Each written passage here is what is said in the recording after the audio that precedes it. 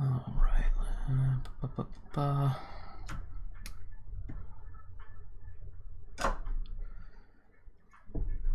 All right. Am I streaming? Anybody in here? Hello. Let's see.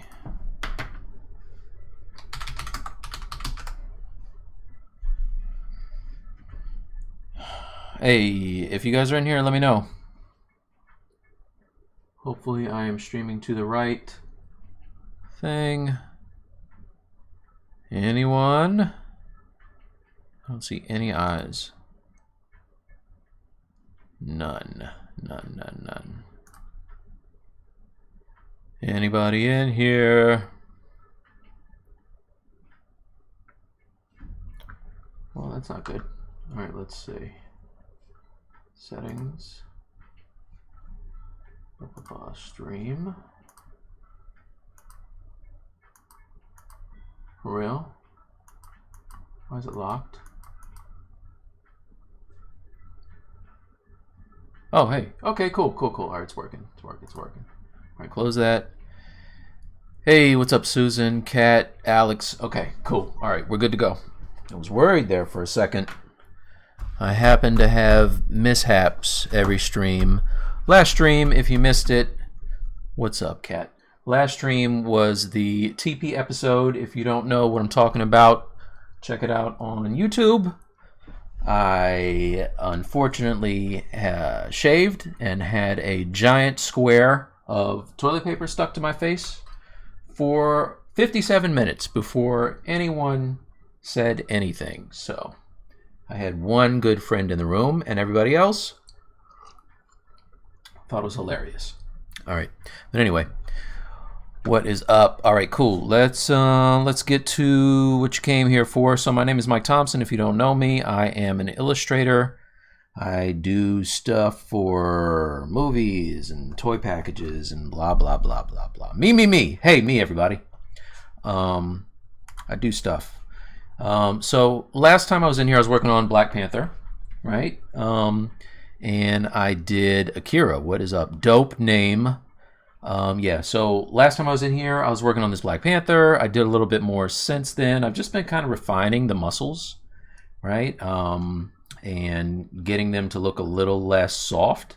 So if you look at what I have on my screen here, like the left side of his body is real mushy, right? His hands are super soft. His right hand, our left, is super soft. And then the other side I've just been detailing. So upper body, his legs, and all that good stuff, right?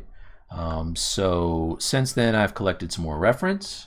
I also want to, in this episode, I just did these couple of quick BPRs, but what I want to do is I did these illustrations for Marvel a while ago, for like Civil War, and I did a test piece for, this was to get the work with them. So this was based off of the first suit from Civil War, and this is also, I had better reference for this one. The other one I kind of had to just figure out with some like small res images, but I want to add some of these details to my guy. So I don't want it to look comic. I don't want it to look MCU accurate or comic accurate. I want to kind of have a mix of the two of them. So if you look down at the bottom of my screen, you'll see these little tiny icons, which are actually pure ref boards. And I have a bunch of them, but I just shrunk them down. So I just went in today and was grabbing some more reference from the different movies, just to get an idea of what I want to do. And it's, like I said, not exactly what's happening in the movie, but I do like some of the stuff that's going on in this suit. So I will be Frankensteining together like stuff from concept images. I really like, where is it? I really like something. It's on here somewhere. All right. Oh, this one. Okay. So I really like this concept art. This is kind of dope, actually. and it looks like either beadwork or you know, just some piping on his suit. That's really cool. Like, I like it because it almost reminds me of that scarification, like on his shoulders and everything, that was in the movie, and that's dope. So I want to have that in my guy as well. All right, so that's that, and I'll be taking some of these little tiny silver trim treatments that were in the first suit. Right, that move out of the way, will you? So I'll let you know, I got a new graphics card for my computer, which is amazing, but it looks so good that I mounted it vertically so you can see all the lights and fans and stuff. But I covered up my Bluetooth and Wi-Fi port on the board, so now I had to go back to my old MX Anywhere mouse, which is USB, and for some reason it skips around. So if you look, you guys want to see it? I'll show it to you. This is the new joint right here. It's a RX 2080 Ti. Everybody always asks me what my setup is. So also the vibranium build, right? I like those colors. So when I built the computer, I was like, yo, I want this thing to be the vibranium build. Okay, let's get this back. All right, cool. What is up, bro? All right, so let's do this. I want to take some of this reference and I want to jump into my render here and just sketch over it and put some of these details. I really like this one a lot. I'm probably going to be borrowing heavily from this suit, I think, because I can still, I don't want to cover up the muscles. Hey, thank you. I don't want to cover up the muscles, so it would be cool if I did it that way. All right, so might add some hard surface type little panels. Those are always cool, but I definitely want his suit to feel more organic than anything else. And if you hear a little bell running around, that's my cat. She's bugging out. Apparently she knew I was going to stream today. All right, so let's just pick a color I can see. This is how I always do it. I'll stop what I'm doing and then start to sketch on it. And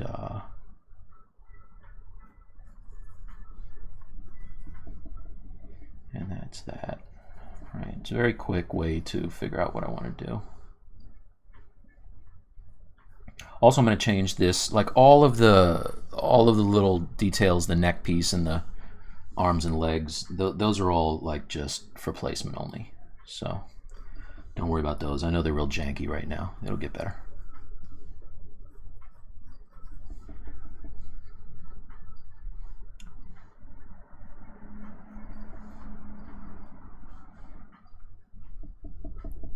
I just want to get an idea of what this is going to look like. See, the great thing about just kind of sketching it in real loose, just like the same way I would do an illustration, is, you know, there's no time wasted. So like I could go in and sculpt all of this, but then I would waste crazy time if I decided that I don't want to keep it.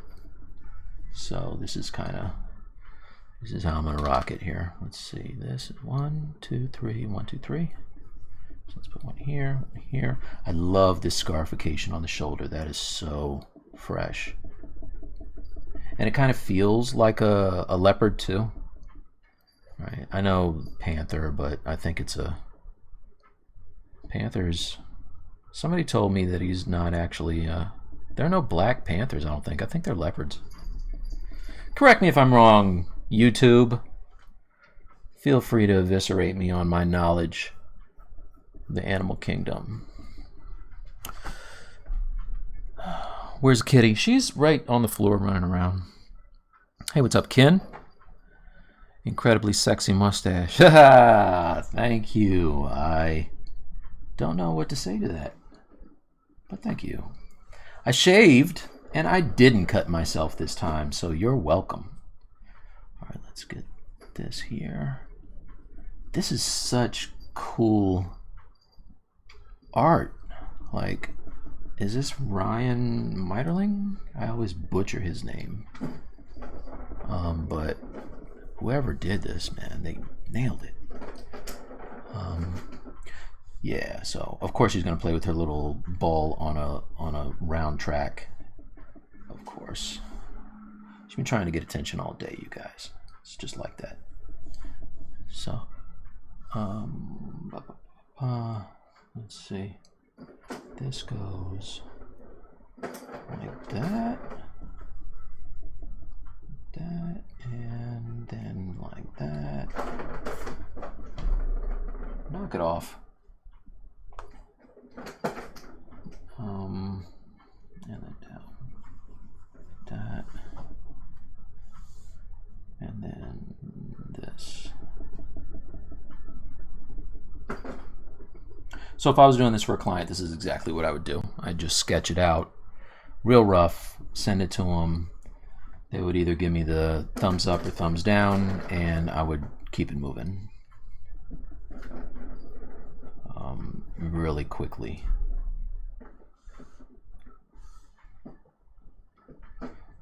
Let me know about the volume level on the music too, because I never am sure how that's going. Some people would be like, yo, this is too loud. Other people, I can't hear it. Music is playing, so if you can't hear it, let me know and I will fix that.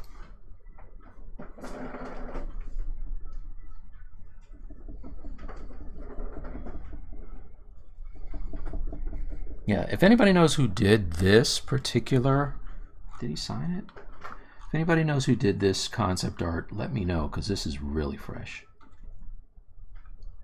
And judging by the different mask, I'm guessing it was for the movie. Not Civil War, obviously. Alright, so that's that. What's going on with his legs? Let's see. This mouse is so weak. So I love my Anywhere MX2 because it's Bluetooth, like I said. This original one, it just does this thing where it just doesn't register. I don't know if it's a Windows thing or what, but it's super annoying. So anyway, if you guys are new to checking me out on the stream, thank you for joining me, by the way. Like I said, I am an illustrator by trade. I began sculpting probably 5 years ago with Zbrush. And it was to help me with my illustrations, to be honest with you. Like, I just wanted it as a tool. And I'm also a giant statue collector and fan. Not a giant collector because I don't really spend tons of money. I've seen people who collect a lot of statues, rather. I do okay, but I love the statues, and so like companies like Sideshow and XM, Prime One, all those guys, I've always really loved the artists that work for them and their work. So I figured I would get into it and maybe work with those guys someday. So that's it. But in the meantime, I do stuff for, you know, like I said, you know, toy packaging and movies and things like that. All right, anyway, let's see. Good to see you again. Love from Nepal. What is up? Thank you. Mike T back at it. That's right, I'm back in the spot. Rico, where have you been, man? I haven't seen you in forever, dude. Okay, Ben has a link there. I don't know what that is. Hope it's appropriate, brother. All right, that's that. So the good thing about this is now what I can do is I can go and fill it with whatever color I want. All D. Right. Yeah, that's already looking kind of cool. I like it.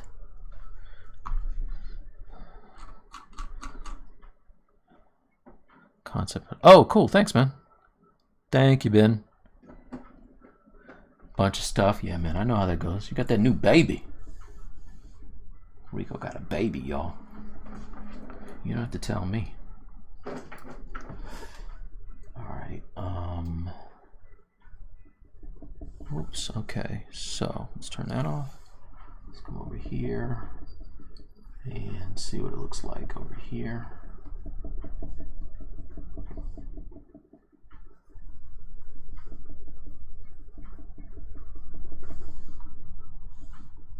And again, great thing about this, if I screw it up, doesn't matter. I just erase it and do it again. Doesn't matter. It's not that deep. One thing about my guy though is I definitely want to be able to see his, like the definition in his muscles. I don't want it to look like he has a painted costume, right? Like I don't want that Green Lantern, you know, movie travesty thing where it looks like it's body paint. I'm not really into that. But that being said, I don't want it to lose the definition because, you know, if the suit is too thick, then all that definition goes away. And he's a superhero at the end of the day, so he's supposed to look really badass. Can I say that? Can't believe I said that. Sorry, you guys. Bad behind, I think, is it for the kids. For the kids.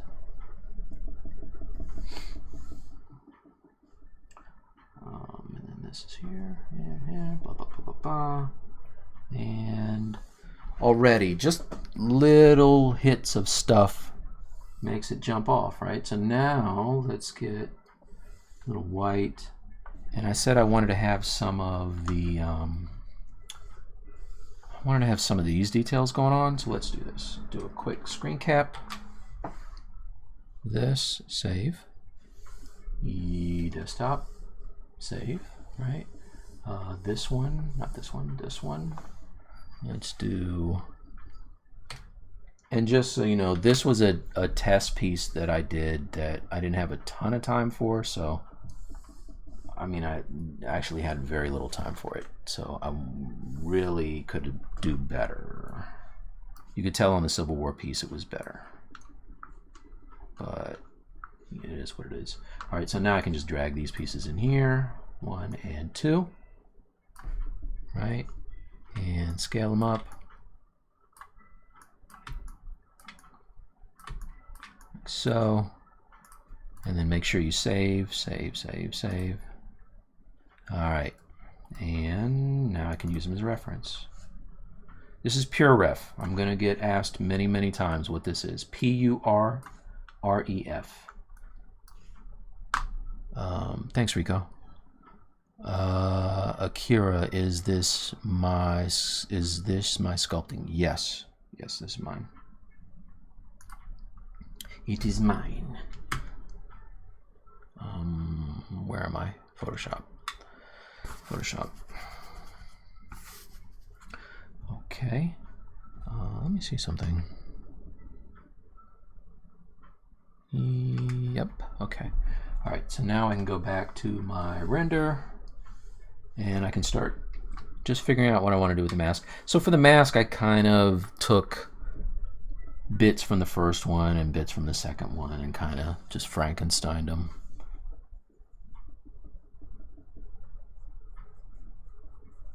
But I love just the little hits of silver.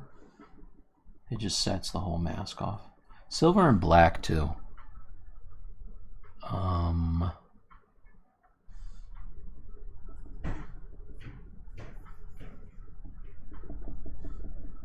So I'm just playing around, figuring out what I want to do here. But you can see just like little tiny bits of contrast, I think sets it off. Let's see. Let's do this. Oh, and for those of you who are wondering, because you know I do not like my neighbors, I'm about to move, y'all. I'm a short timer. I'll be out of here, and I'll never have to hear these people again. They're so loud. All right, there's that. I also like some black in some of these recesses. Could be cool. I don't know exactly where they're going to be. Like, I don't like that.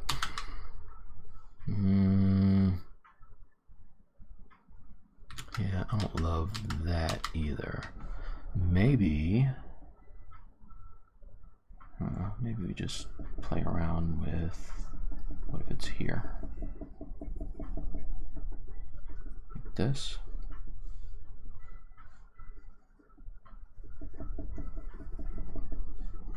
And then maybe this is black.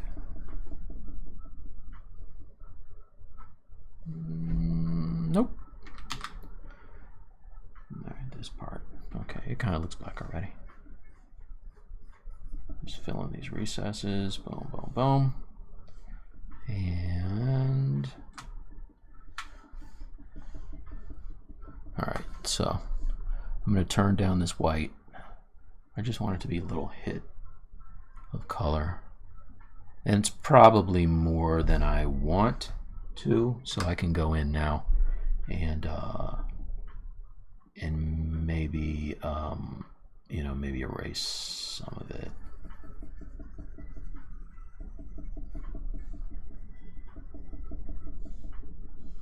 Like this.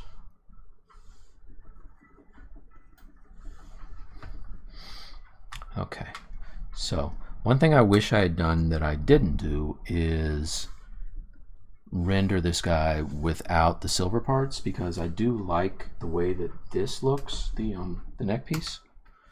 So what I think I'll do is I can just go and grab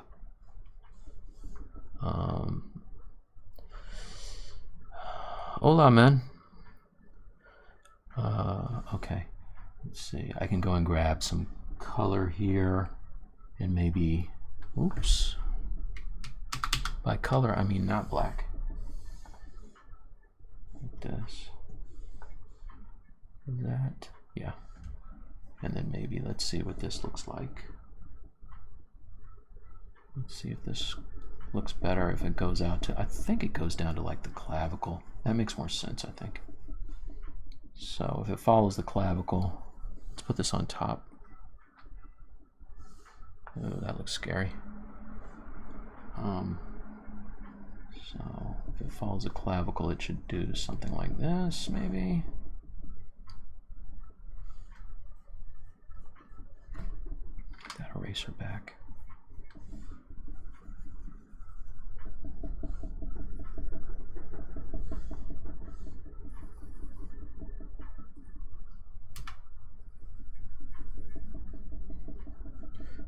So something like this, and then I don't want these silver things from the movie. I like the ones that are more, they almost look like bone, but I saw them somewhere, maybe in comic version, maybe.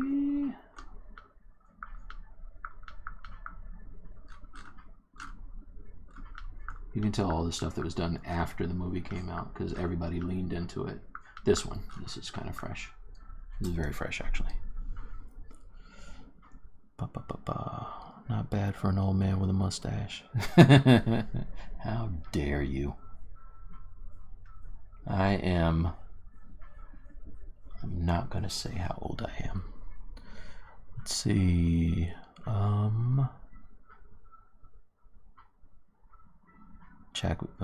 You know what? I haven't started it yet, man.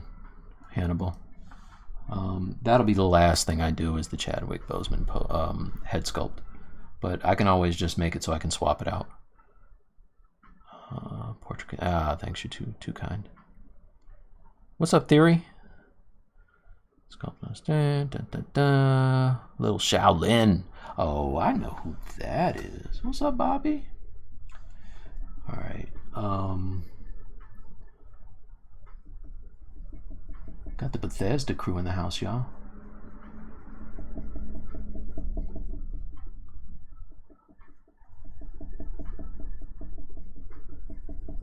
All right. You can see I'm spending lots of time on this. So this part is dope too. I like that. All right, let's do this and cut this off. Let's see something. I'm gonna get to sculpting in a minute, you guys. The name of my stream here is Sculpting by Way of Illustration. So I usually come in here and just sculpt the whole time, but you know, my roots are as a painter and a drawer, so probably makes sense to bounce back and forth a little bit. All right, I like that piece. Let's do that. And let's go back to here. So yeah, when I started this piece, just as a little interesting side note, this was for, it was just for the Wacom tour. I was just doing, oh, there's my original sketch for that Black Panther. This one on the right is mine. But this was, it was just to do like a demo for Wacom when I was going around to South America. And I wanna, like, I don't know, like I'm all in now. Like I wanna go all out on this guy and really just do the best job I can and then print it, I think. Oh, here's the one. This is the one. This is the one. All right. So, started as a demo. We started as a demo, now we're here, I guess is what I'm trying to say.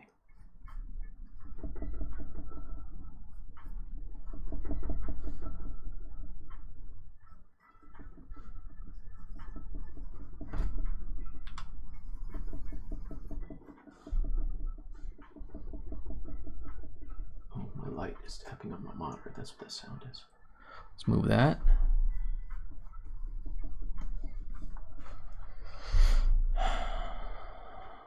Illustrate, what did I say? Sculpture by way of illustration? Yeah, the other thing. Whatever it says on the top. I didn't make up that name, by the way. That's the Pixelogic guys. It's a mouthful. I would have called it guy who draws and also sculpts stuff. Would have been my thing. I like everything about this. I like this piece right here with just the detailing. So let's just do this. So I know the detailing has to go there. And over on this side, right, just a breakup. This would be a panel, and then underneath of it, we can do another pattern break here and here. Something like that. Boom, boom, boom. And even the texture break in between the arm is cool. So what I would do for that is just grab another color, right, and then just fill this, right, and then just kind of turn it down. Just let me know what's going on here. So that's there. Maybe it's here too. Could be cool. There. All right, so that's just the upper body. But already it looks way more aggressive, right? Like just putting on these little bits of stuff is more aggressive. And I do need to figure out the neck piece, obviously. But for now, I'm going to save this. And I have all my drawing on. That's ugly. That piece right there needs to be reworked. But I have all of my little elements on their own group, so I can turn them off and turn them on. What's the deal? Why are you so needy today? All right, turn those off and on, and I will save this now.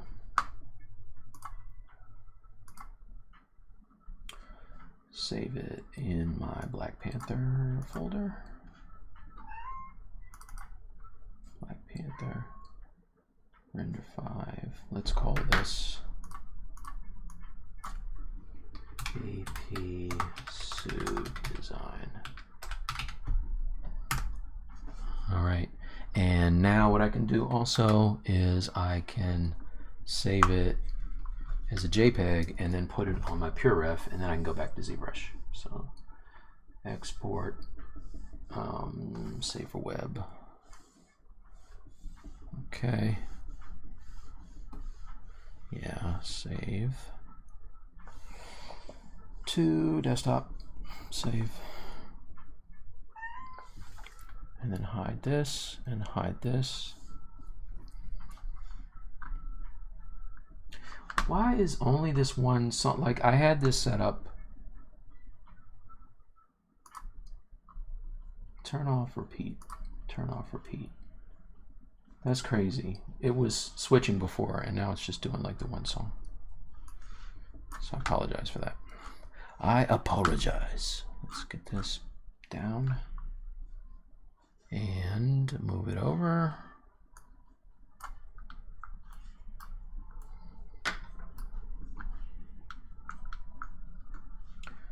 All right, now I can grab my, this mouse is really getting on my nerves, so I'm going to use my pen. Okay. Put that here. And size. Okay. All right, cool. So you can see also I've added some rock stuff here because I've had this as just like a block in of the rocks for too long. So I want to do a little detailing on that. I want to do some more anatomy. I have my other anatomy boards down here that I found the one I was using for Venom, and it's got some good stuff. So you can see I have a lot of stuff on these boards. This was a sideshow sculpt, the Venom, and I liked it, so I am looking at that as well. Let's move this. This mouse, oh my god, come on. I gotta figure out this Bluetooth thing, because I was really doing well when I had the Bluetooth set up the right way, and now I can't use it. But I have pretty lights in my machine, so it's all good. All right, so now let's go back to this, right? Go to my layer and merge these two. Yes. Okay. New. New. All right. So I used like some extreme lighting. It looks blown out here, but if I do a BPR, it actually looks good. So let's go to the lights and turn off this one, and go over here and turn down the intensity on this one. Oops, I'm on the wrong one. This one, turn the intensity down. Probably should have saved that setup first, but it's whatever. It's all right. Let's get this up here. And it's easier for me to see if I turn off my color. So I just turn off the paintbrush. Okay, and I'm good. Right, now I can go and I can solo it out. You can see I don't have the head attached to the hands. And I think I stopped last time on the hands, but I'm moving on to the legs. I did notice some things about the legs that I didn't like, the ones that I was working on.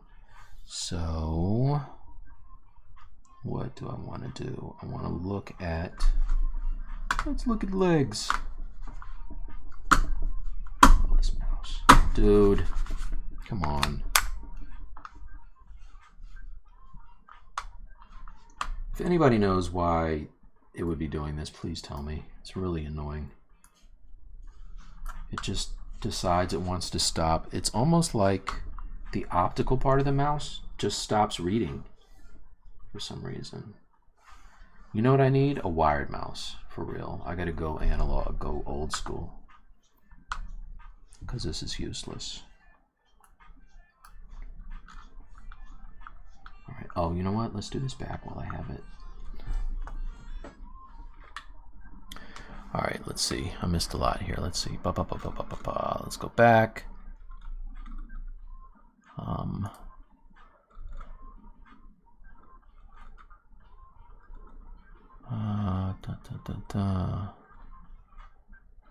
Wasn't there a painted Black Panther? Yeah, Hannibal. That was the one that I had on in Photoshop.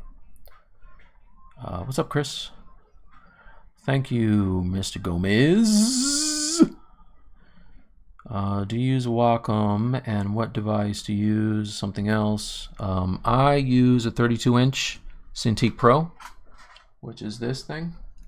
This is my hand, and my hand is huge, so you can see how big this thing is. It's really big. It's huge, and this is who is getting on my nerves now. Like, she's all up in the, I don't know what is happening. She never does this, but now she's all up in my space. Yeah, so I have a 32-inch Cintiq. Your wallpaper is sick. Oh, thanks, man. That's my Ninja Turtle. I painted that for myself, Brother Thompson. Okay, wrinkle alphas. You know what? I lost track. Thank you for reminding me. Do you have shiny surface? A shiny surface it's on? No, it's a regular mouse pad, Rico. I don't know what's going on. Time to buy a new one. I have a dope new one, but it's Bluetooth, unfortunately. Maybe I have to get just like a external Bluetooth thing for my computer. Shiny surfaces, yeah. Bluetooth mouse sucks. No, I'm having a problem with the USB one, actually. It's wacky. All right, you know what? Enough talk with the things. Let's get into the sculpt. So, some of this stuff is just like I just scratched it in. It's just scratched in, y'all. So what I'm gonna do is go in and try to make it a little better, okay?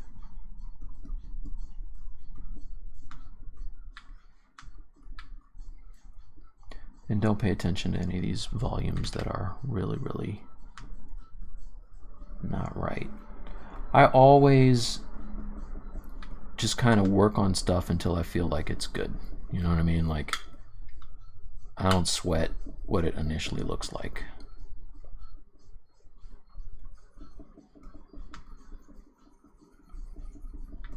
But for some reason, doing anatomy, which I used to hate doing, is relaxing to me. So I really enjoy it. And I have plenty of reference here. I have my books. Boom. This one. This one. I got my sweet Andrew Carr's anatomy tools guy. You know what I'm saying? Which is really, really cool. And I have boards on boards on boards. So I don't mess around. People think I do. I don't mess around. You don't have a sweet mustache like this for nothing.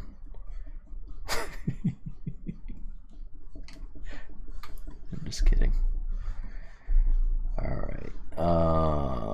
Is that let's cut this down a little bit. Like, this seems really, oops, seems really built up.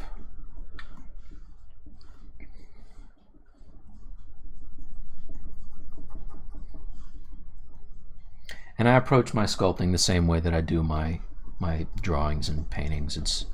I always just block it in and then just kind of just sketch around until I find something I like, and then I work it up. Do it up.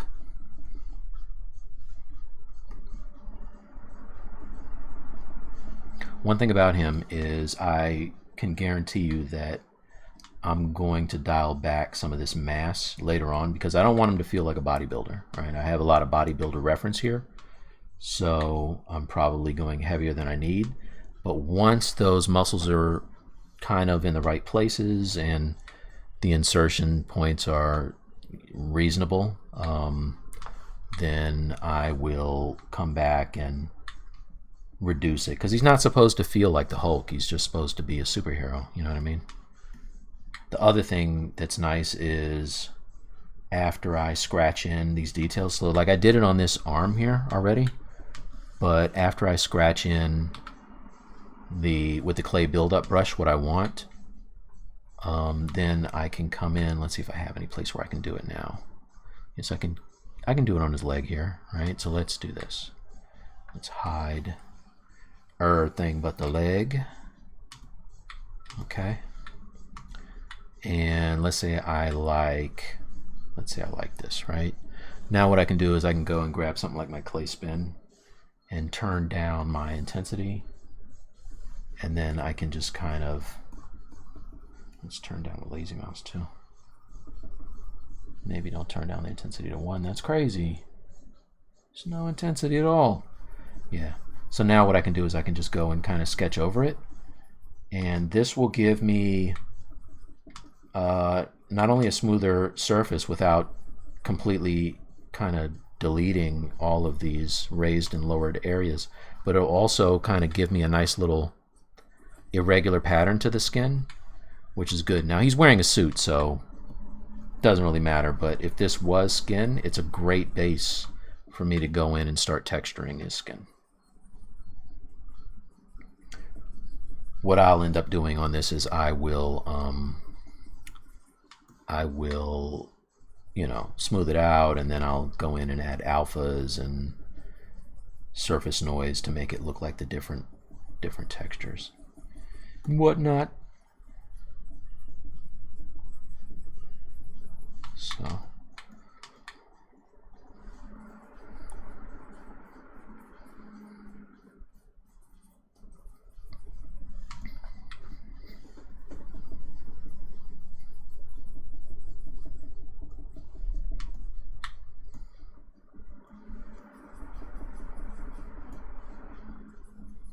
and this is great because I can get rid of some of these, like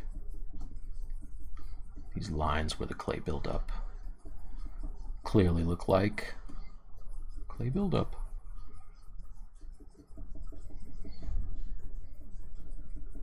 But still, I hate when I see muscle that is just like balloons, you know what I mean, or spheres. Like, it's just too perfect, because when you look at any of these guys, it just doesn't look like that. Like, real skin doesn't look like that. The forms are not perfect, you know. That's kind of what makes it look good. I don't know if you guys remember my trap jaw, but I made his arms super irregular and uneven, and it just adds to the realism. Bigly.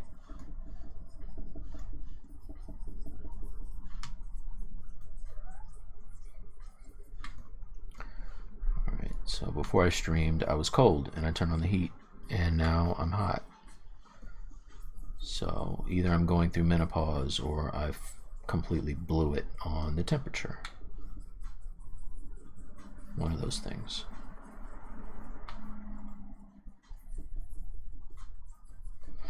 Alright, so anyway, you guys get the picture.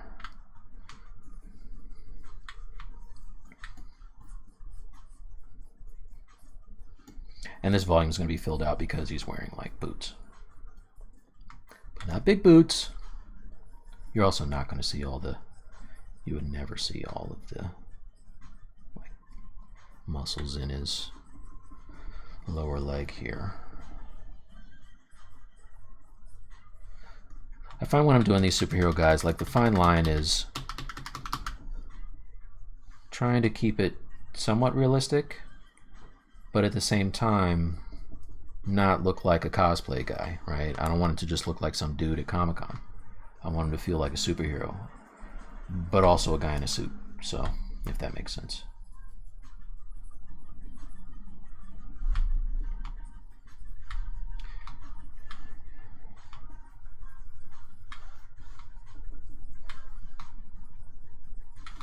All right.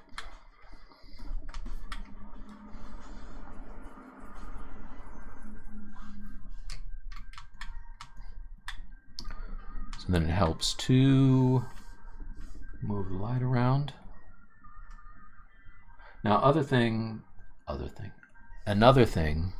I should have done, which I didn't do, is make a layer for this, because what I can do is I can turn all this stuff on and off. So if I decide that, okay, I smoothed it out too much, I can just turn it down. I don't know who this is, but I'm busy, man. Gonna say no. Gonna say no. All right, what I miss? Let's see.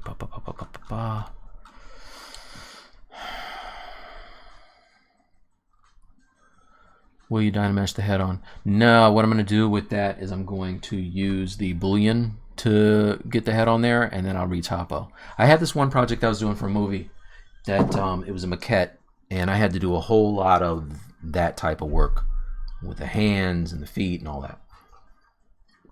It was a lot easier to sculpt those separately and then go in and add them. Like what I might do on this guy for real is I'm going to spend so much time getting his left hand how I want it that I will most likely chop it off and put it on his right arm as well, because it's a very similar pose. And then I can go in and just, you know, tweak it until I get it right. So yeah, that looks better already. Like his leg looks better. I want it to look like a leg. I don't want it to look like a collection of muscles. You know what I'm saying? All right, what else? Did you print that Hulk yet? Come on, Blands. That Hulk is going to be like a month worth of printing with the thing running all day, and I have not started it, so no. I'm going to. Thanks for reminding me. I forgot. Your sculpt is missing something rather important, like a head. That is true. It's on a different layer. What point did I break symmetry? Really early. I always break my symmetry early because, what's up, Attentive Slug? Because I feel like it helps me, you know, with the pose and with the piece overall. I can't really do a thing in symmetry because I end up posing it and all the muscles get screwed up. I got to resculpt them anyway. When you get good at it, you don't stress as much. Good at what, Kevin? What you talking about? What you talking about, Willis? Anatomy? Nice anatomy. Thank you. All right, Kurt. Do you have to pay for that boards app? It's one of those things where it's like a honor thing. You can get it without paying, but they like donations. You just kind of give what you feel is fair, like pay it forward. Clay spin brush is in the, so I moved mine, but I'll show you right quick. My friends showed me this brush. I have a few friends that love this brush, and so they turned me onto it. But under the brushes, under clay, it would be in here. My picture, unfortunately, is on top of it, but it's in here by default. Oh, here it is, clay spin. So my picture's on top of it. Let me cut off the picture. Hold on one second. So if I hide this thing, clay spin is right here. And then I just added it to my custom UI, right? But inside of the shelf is where it is. Come on, mouse. Video capture device. Boom. There I am. It's me. All right. get that out of here. Will you create your own comic superhero? I need to. You want to know why? Because I want to get paid. So yeah, I need to. Marvel licenses are ridiculous. There's no way I could afford one.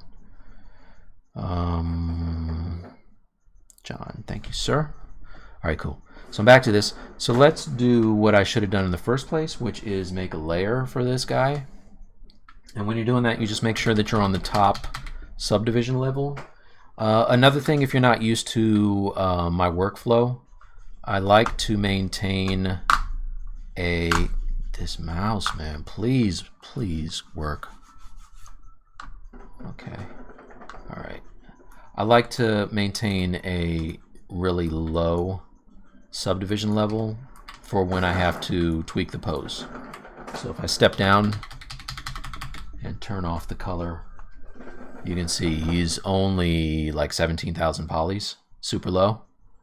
So this is great because if I decide I want to go in and, you know, move his arm around or, you know, kind of push his upper body or whatever, it's less polygons to get warped and distorted. So I love that. And then if I step up, like the top right now is 1,000,000. And if I step down one more, like it really didn't have to be 1,000,000. Like this is the next level down, which is 278,000, which is plenty, right? Like I could totally do all my work at this level. I think I divided it because I just was seeing some pixelation on him, and I wanted to see the brush strokes, like the clay strokes. So anyway, as that, so make sure you're at the top sub D level, go over to layers, and you just start recording. You hit the little plus, and now I'm recording. So what I can do is, oh, the other thing that's nice to do is store a morph target. So if I go over here and hit store MT, like that, if I go in and I make a giant mistake, like, oh no, I didn't mean to do that. That was a mistake. I could step down, sure, but let's say I did that 2,000 times, which is probably what my undo levels are. And then I was like, oh no, I shouldn't have done that. I could just go in and with the morph target, I could switch to the original, which I stored, and it's back to normal, right? So if I switch to the messed up one, I can switch back, and then I can just I can start again, right? I can just start again, and I can switch back. Oh, but you see what happened? I switched back to the bad one, so don't do that. So when you get back to where you like it, you just hit delete and then store again. Boom. All right. Let's see. Are you using Camtasia for your drawovers? No. All I'm doing is I'm taking this guy and I am doing a render of him. So I'll do like a BPR. So let's say I want to do a BPR like this. Right, go to my tool. I will turn on my color. And for my light, like I said before, I just had it, the intensity turned up high. And is this starter material? Yeah, that's right. Yeah, so do that, and then I have a rim color, which is on the wrong side. All right, so I'll put that there. Put this here. Let's turn down the intensity to something like this. And don't worry about the fact that it looks jacked up right now, because what will happen is, what will happen is when I do the BPR, it looks fresh. So let's do a BPR. I'll just run that. And while that's going, I'll talk to you and read any other questions. Let's see. Okay, so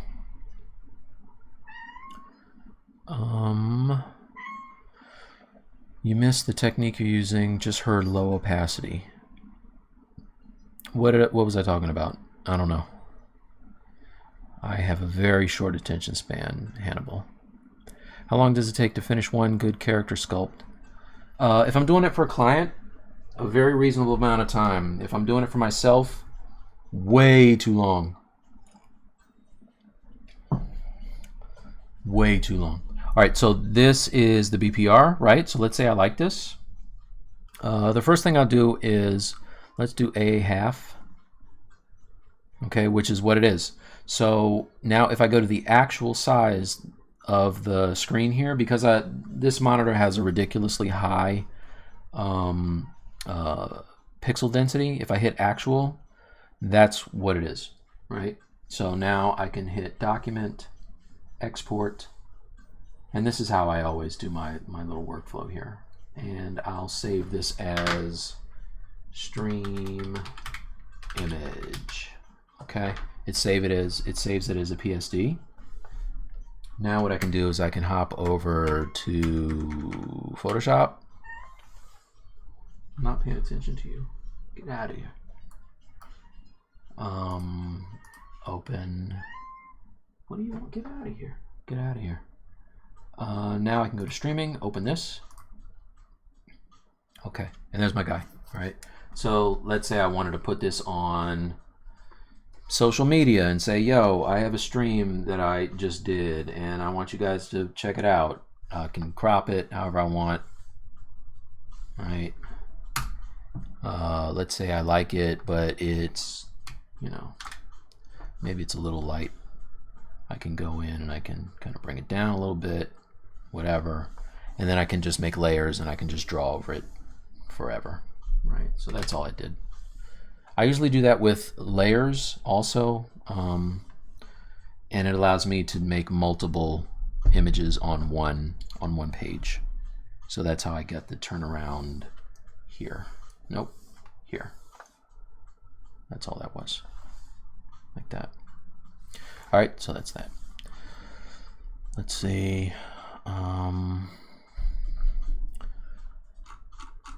No worries. Hey, Barcelona, what's up? What is up? Mike T don't make mistakes. That's right. I don't ever make mistakes. Leg muscles at the time. Opacity. What I said was I switched to the clay spin and I turned down the opacity. Not the opacity, the intensity. And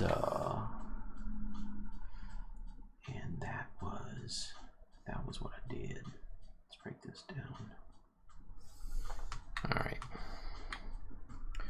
And turn off the color. All right. Tool light. Move the light back up. And this is another thing that's great too, is just moving your light around just to check your forms. Just like you would with a regular sculpture. It's always good to rotate your guy around, move your light around. The intensity is a little high, turn it down a little bit. Move it all around. Change matte caps sometimes helps, right? So I have this one that I kind of tweaked the original basic material, and that allowed me to get more of a speck, and my shadow is a little more punchy. But what I could do, get out of the way, dude. Pure Ref is great, but it's always like in the wrong place at the wrong time. All right, so what I could do is I could change to the regular basic material. Okay, and you see it's a little more flat. So maybe that helps me now when I'm going in and working on some of these forms. She fell down. She's fine. Let's everybody just calm down. All right. Painting skills sometime soon. Yeah, totally. So what I was thinking about doing for this guy is maybe doing a Killmonger version, because why not? And I really like the is this Black Panther? Let's see. Yeah, I really like the way that they did it for the movie. Not this one. Here's somebody that did a version, but like I like that ghosted pattern. That is so fresh. And like even this one, super duper fresh. So I want to do something like this. This is good for my legs. So I wanted to know like how I was going to rock this pattern on his legs that's similar to the upper body. So I can look at this as reference. Yeah, look at this Killmonger. I don't know who the artist is for this. I'm sure I got it off of like ArtStation, but they did a fantastic job. So yeah, now we'll paint. We're gonna paint. Don't worry about it. Poly painting is fun. I like it.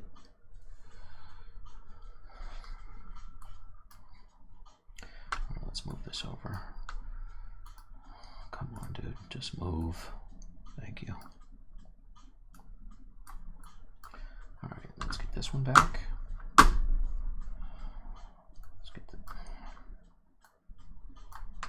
All right, for anybody that works professionally, you know that every time you click and something doesn't happen, you're losing money. So I'm really annoyed with this mouse right now.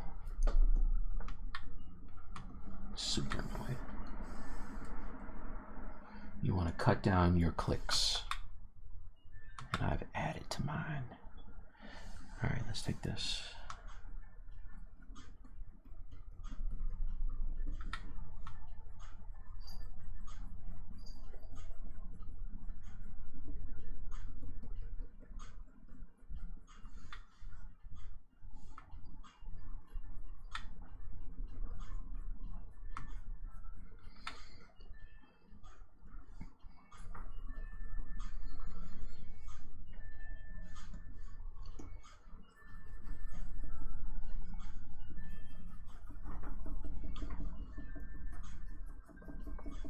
Cool thing about sketching in these forms too for me is it's almost like they look like, oops, they look like the muscle striations. So you can smooth them, but if you decide that you want to leave a little bit of that showing, it only makes it look more realistic. You know, obviously you have fat over the muscle, but you know, if you're particularly ripped, you're going to see some of that in some places. If you're ripped like me, huge.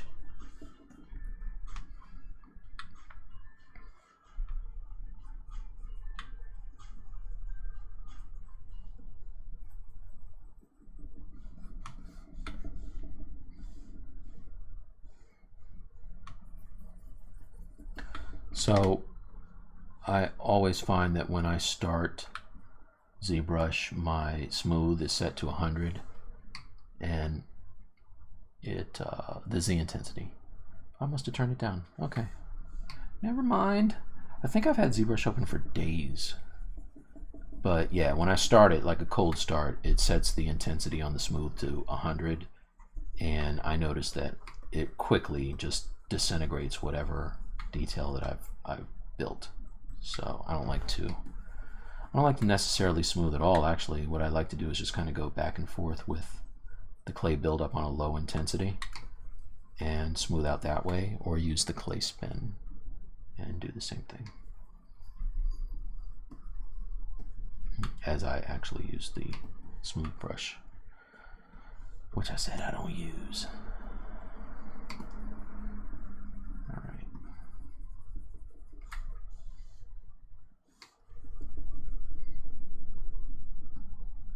Just some places it's nice to use it.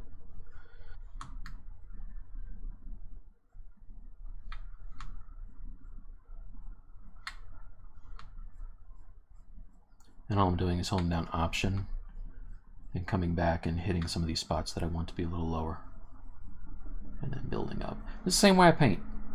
I will add and subtract until I'm happy with what I have.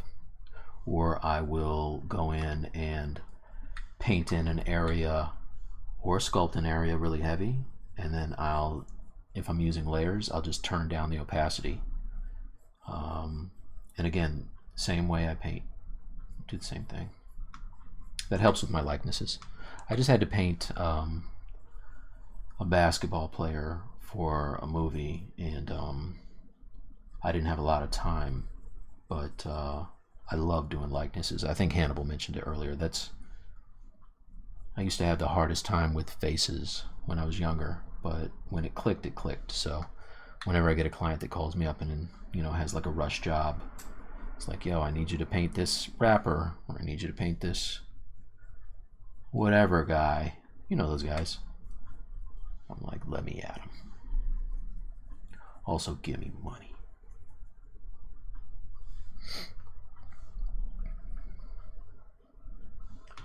All right. So yeah, it's getting better.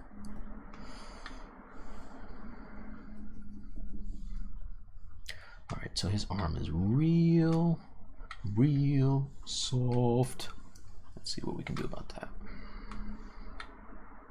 I don't know why his nails are not in color. Why are his nails just white now? That's weird. Let's see. Click on the nails. They're on. I must have, you know what? I must have gotten rid of the color. Let's just fill it. Grab it with a little material. And color, move out of the way, pure F. Color fill. All right, now I can switch back. There you go. That's better. I can just see what I'm doing now. All right, click on this. So now, let's get that arm and solo it out. Okay, let's answer some of these questions too. So, hi Mike, what's the best preset to have a good render in ZBrush? And, oh man, you left me hanging, Emilio. And what? I play around with my settings for BPR. I like to, so a couple of things I always change, right? Under render, I like to turn on in the filters. I like to turn on the third one, which is sharpen, and that just makes it so that when I do a render, it's a little more crisp. For some reason, it just looks soft, and that will automatically sharpen it. And you can play with the levels, obviously, but I leave them at default. And so that's one thing. The other thing I do right off the top is I wish you could save these. I gotta holler at the guys at Pixo, like Paul and those guys, and see if maybe there's a way to, you know, in an upcoming iteration we can save these settings, because I have to do the same thing every time, and it's kind of, doesn't take long, but it's just kind of a pain that I can't just have it. Kind of the way you can set a default material now. So I think enough people said something that they were like, hey, let's just do this. But if I go to render and I go to shadow, let me show you something first.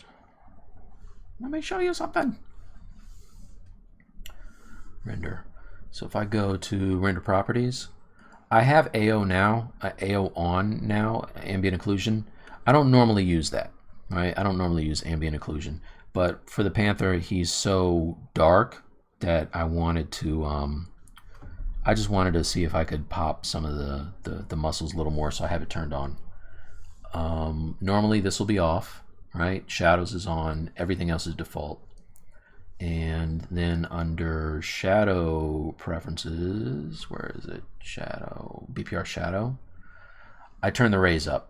I think they start default at 12, and I just like to turn them up, usually like between 50 and 80, and then I'll turn the blur up a little bit, like 5 to 7, and the angle I'll bring it up to. I think the angle starts at 0, I believe, and I turn that up just a little bit so that when I get a render, it just pops off a little better. That's the name of that tune. All right, let's see.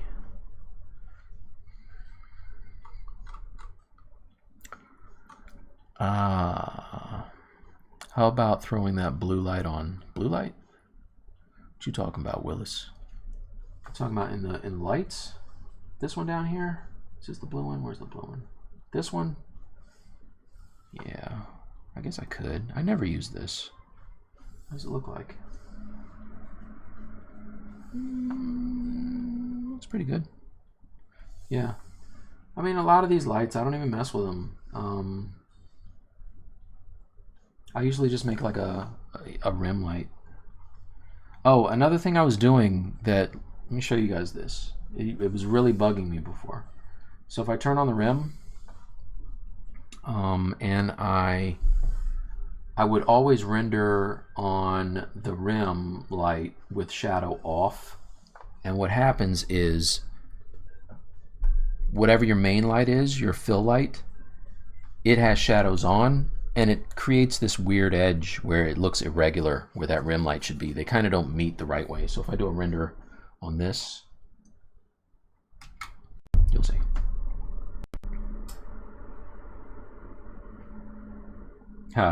Okay. You can't see because for whatever reason it worked out just fine. Let's see, is that on? Render, shadow. Yeah, the shadow's turned on. Let me turn this down here, see if that does anything. And now and that has shadow on. And let's turn up the intensity a little bit. All right, let's see now.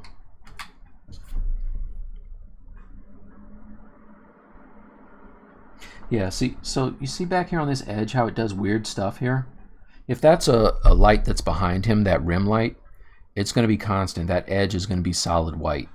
And that's something that in all my illustrations, I always go hard with rim light. Like, I love it. Like you can see, like that's kind of my thing. If you see any of my work, the guys always have a rim light. So, like even this Falcon. Rim light, everything rim light. It's like bacon. Everything's better with rim light. So if we go back to the thing here, it's not doing what it should do naturally, right? And that's because I just figured this out after using Zbrush for several years. If I turn on shadow for the rim light, right, and then I just move it a little bit, and then I re-render, it should fix the problem.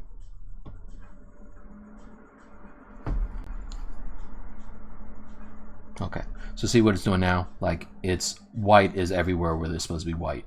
So because there's a shadow on the rim, those two lights where they intersect, there's supposed to be a nice hard shadow. It looks like right now I got something going on. It's probably because of my AO. If I turn off that AO, let's see, render properties, turn off the AO, right? And I have a filter on too. Let's turn that off as well. It's filter. It's this one, which is the Orton. Let's turn that off. Now let's do a render. See, Orton just lightens up the scene overall. You see how dark it is right now? So if I turn that back on, it's also going to light my background. But let's, oh wait, no. Yeah, it'll affect whatever you've already rendered. So you can apply the filters after the fact and then turn them off. But, you know, that's kind of what I'm talking about. So let's turn that off. Let's go back to this one. Let's turn off the color. Turn down the light. Turn down the light to like 70. As soon as I see that highlight on the sphere get blown out up here, then I know that's pretty much where I want it. I don't want it any brighter than that. All right, so usually like 80 something, 70, 75, 80, like that.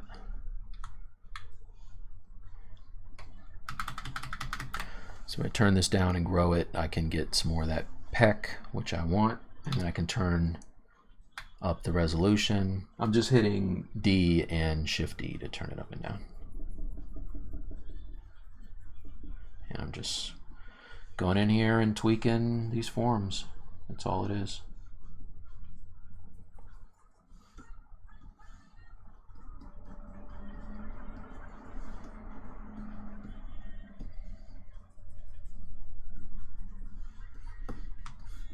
So another thing I like to do is, if I know that I like this arm, then I do this. I will, let's turn this down a little bit. Okay. What I'll do is I'll make copies. Making copies. And just hold down Shift S and just move it around.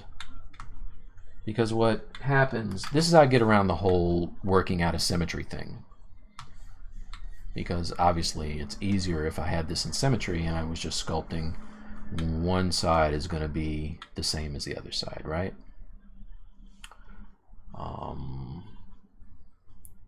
But what I can do, let's fix this here. Let's hide some of this.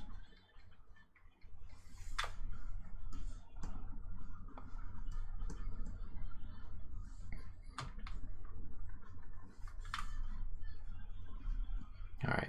So what I can do now is I can go in and kind of make copies of this. And again, just holding down Shift and S, and then dragging to a different position, and doing it over again. Okay, so this is great for anatomy studies, by the way. All right, so that's that. Boom. Okay, so then I got my original arm, right? And I go back to my Mr. Softy arm with no flavor. And again, if I decide I want to only work on the arm, it's easier to hide some of this geo in the lower sub-D levels. I mean, clearly I can go in and make a cleaner selection, right? And I'm just going in and hiding some of this stuff. And then, oh, now see, I messed up. So I can switch, and I can go in and I can grab this. Okay. And then just get rid of this part right here. Okay. So that's fine. I don't care if that little part is there or not. And now what I can do is I'll just step back up like that. Let's say I want more of that shoulder there. I'll just grow it out a little bit. And then step up. Okay. So now what I can do is I can look at the other arm and I can start to sculpt in what I need. Right, so I know that, you know, the muscle's going to kind of look like this. And if I don't know, what I'll do is I'll just grab my trusty Andrew Carr statue, right? And look, just look at what I'm doing. So I always make the mistake of making this look like, you know, the top of a house, right? It's not really supposed to look like that. So what I could do is I can go and build up this part, right? Undo what I did.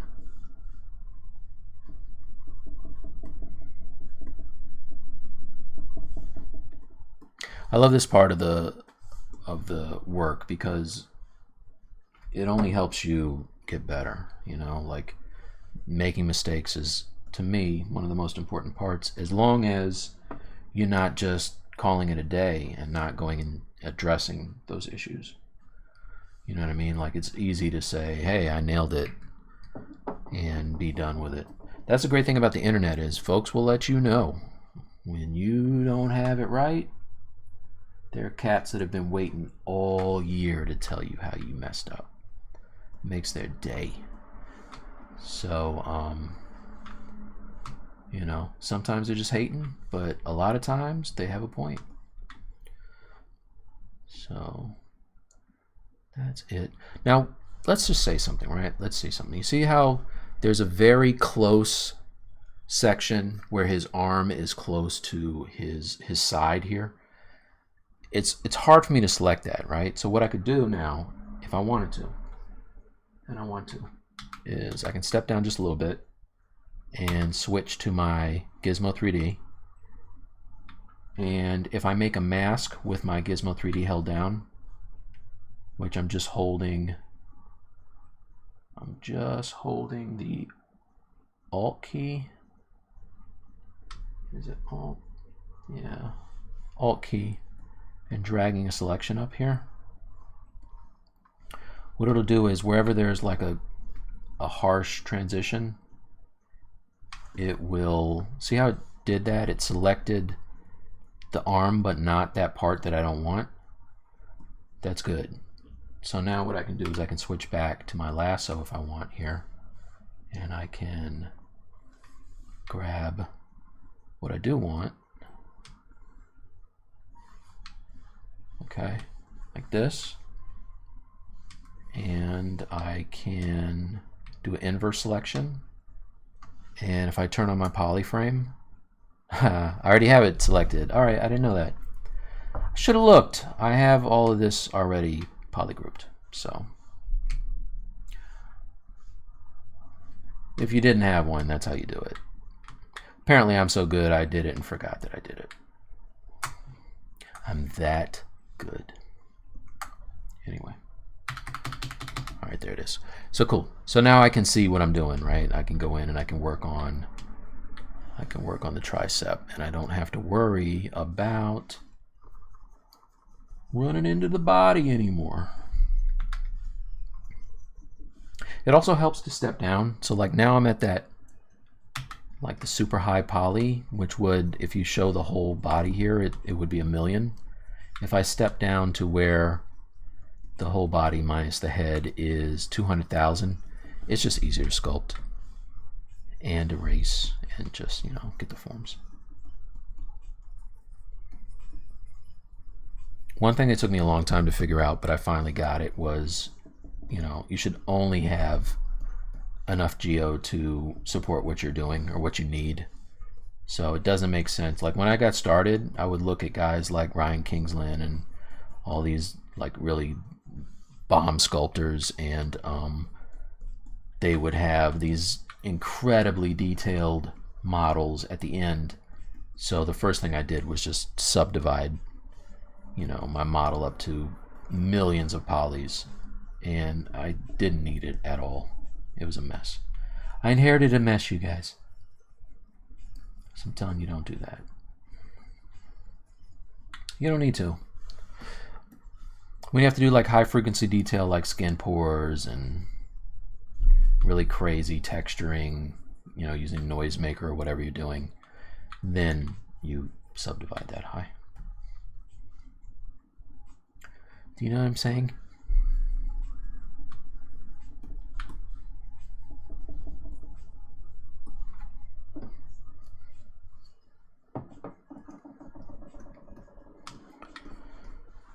All right, so it always takes me a little bit of back and forth to get the forearm just right. There's a lot of muscles here that kind of bundle, and so I usually have to do it a couple times until I get it.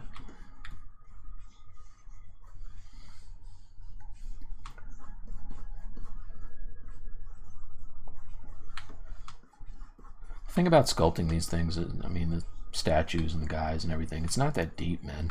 Like it's really difficult to mess it up, you know? It's not like it's marble. You chip the wrong thing and you just blew months of work. Just go back and sculpt it again. It's not that deep.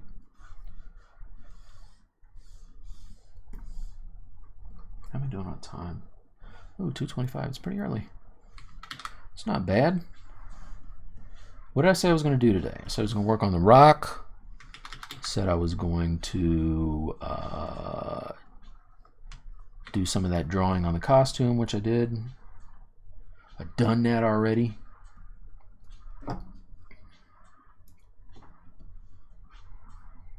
And just looking at my arm, if you're wondering.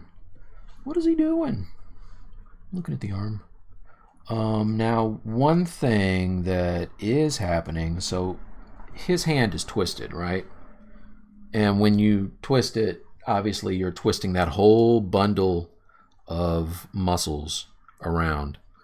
So if I really wanted to be right about this, what I would do is I would straighten the hand. Like right now I have it posed like this, and this is, you know, where my arm bends.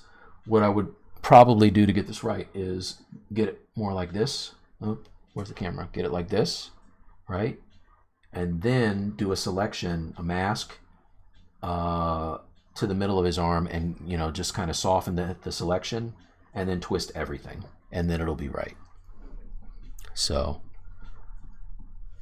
and it wouldn't take that long to do it. I just don't want to do it right now, but I probably will.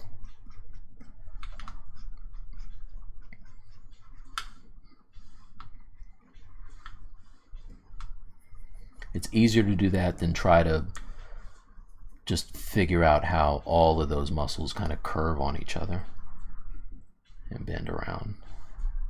That's why I like these books, these anatomy, strength and training anatomy books, because you can see, let's see if I can get this light, you can see them and the way that they're supposed to look, and they have the poses where, like, say the guy is doing a cable raise, he's twisting that forearm, so you can see the way that they're supposed to look.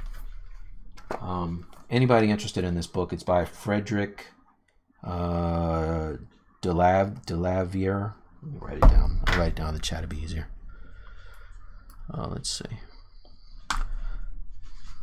if this mouse would work. Stupid mouse. Come on, dude. Seriously, man. Move!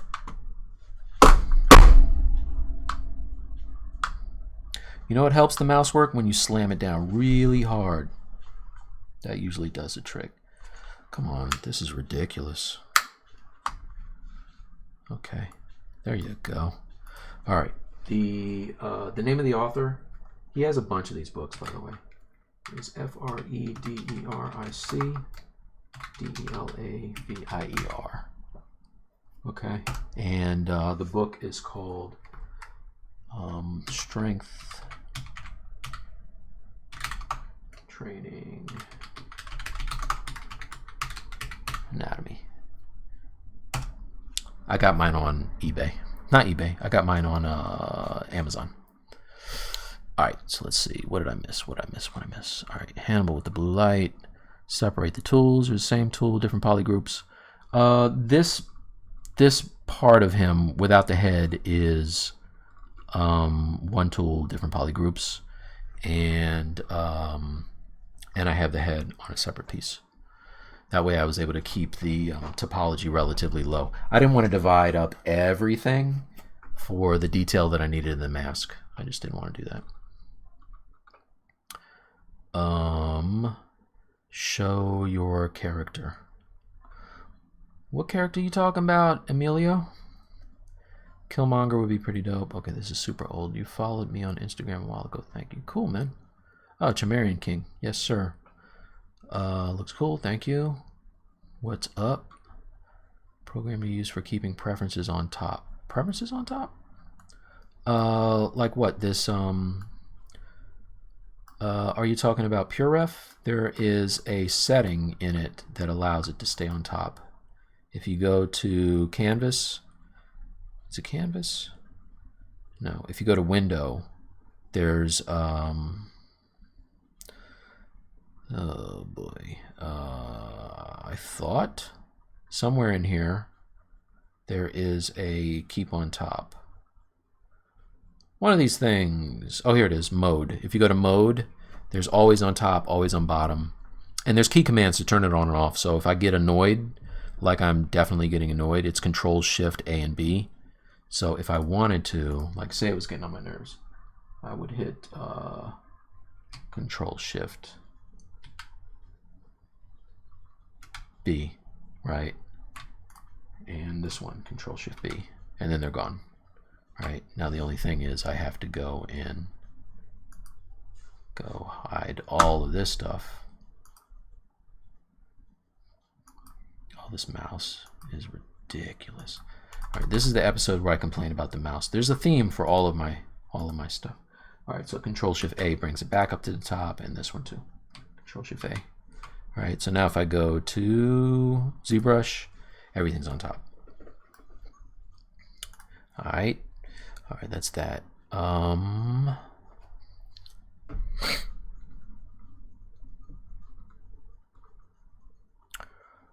Save the render settings already. A word? Tell me how. Tell me how. Parzival, please. What about maps? Do you make them from ZBrush? Like here. Like that project I was doing for the movie, I didn't have time to go into Maya and make UVs. I just made them here, quick and dirty. Best light during sculpt and viewport. I generally just keep the fill light on and I just move it around to where I want. The cool thing about making these screen caps too of the arm is as you move the light, how dope is that? It updates on all of those images. Like, that's my favorite part of the whole thing. You can just check everything. Double click to see the silhouette to get it in the back, and then just click to bring it back in front again. But this light is, the lighting setup is from a really early version of ZBrush. They haven't really updated it, but I really like some of the features of it. It's pretty sweet. All right, do a mic drop of your rendering techniques and how you composite your final images. I have one. I have one. Let's see. Well, hit me on a direct message, insane, and I will link you to it. All right. What's up, London? London's in the house. Dude, I just lost 8 out of 12 hours of work into the world. Oh my gosh. What? Hannibal, what are you doing, dude?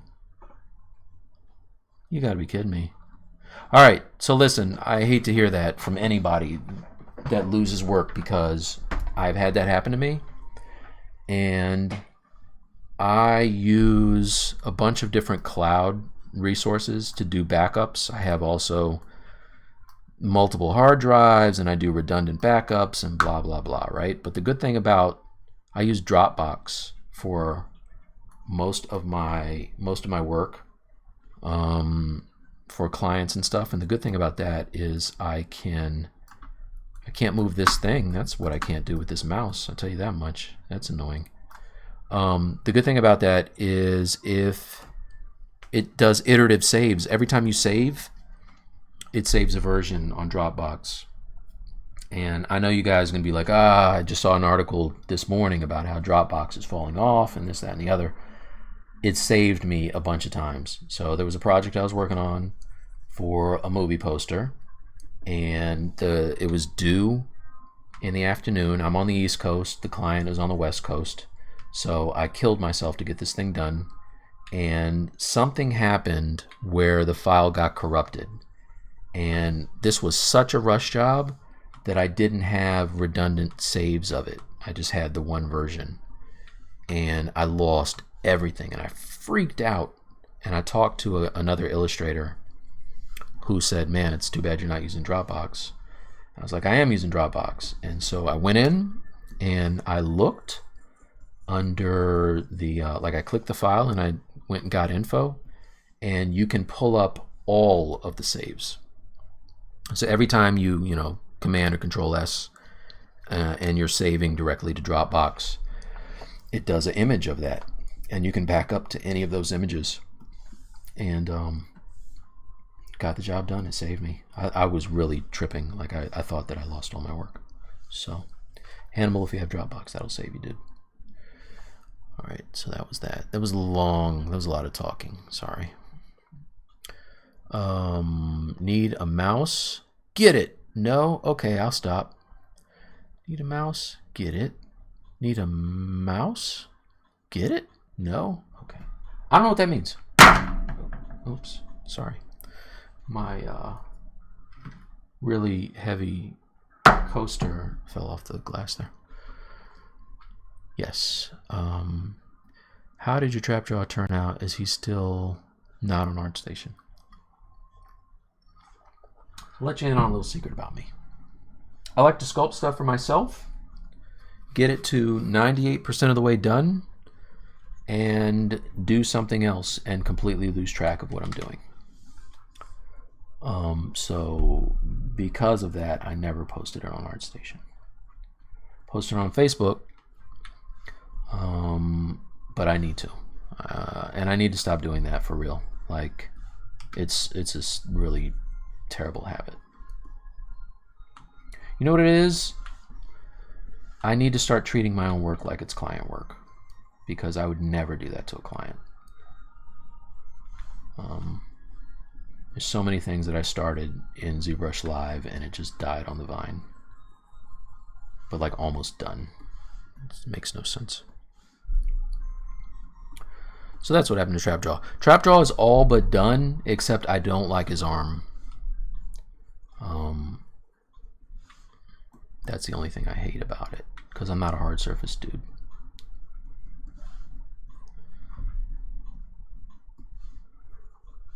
Anywho, as we say in the hood. All right. Where did I type the author's name? It's somewhere in here. Is it not saving my stuff? Sometimes it does that. Here. See that? It's going to be on YouTube, so if you don't have it, just watch it tomorrow. All right. What else? Go to the render settings and save. That'll be right at the top. Good to know. What's up, Sir Nasty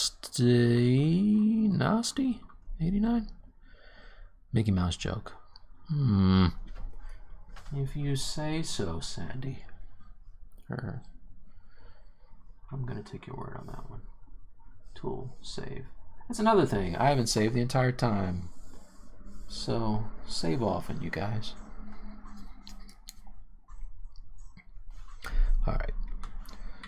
So, let's keep... Ooh, that's something that also happens. I noticed that after I hit save, if I don't click on another app and then click back on the application I'm using, the pressure sensitivity is whack. I think that's it's probably a Windows Wacom thing more than it is a ZBrush thing. Sometimes Windows Ink or whatever they have and the Wacom drivers don't want to work well together.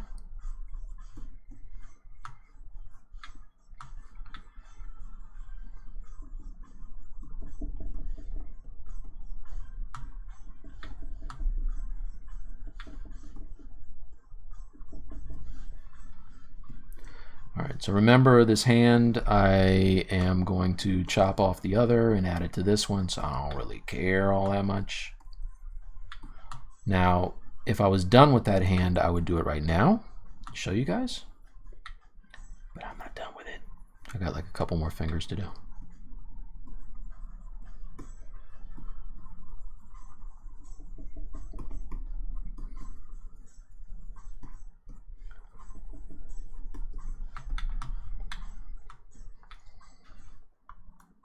So the good thing about this is I can actually look at the volumes of the arm next to the other arms and see what I'm doing right and what I'm doing wrong. So, am I doing everything twice? Yes, but let's look at it this way. It's practice, you guys. And can you ever get enough practice? I don't think so. Because you know what practice makes? Perfect.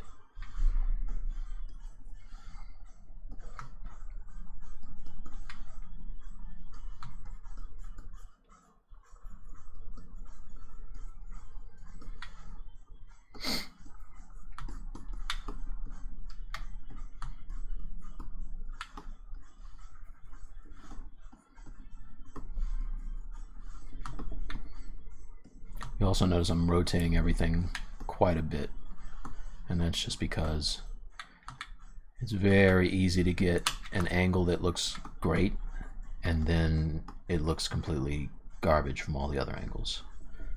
So your muscles are not 2D, they're 3D, so you need to make sure it looks good from all sides. I'm also, while I'm doing it, comparing it to the other screenshots, just to look at the volumes. Another thing that I'm going to do right now that will show you how important it is with this lighting, the way they have this set up was really nice, is I'm going to just put the light in the back. Right, so if I click on the little dot on the sphere,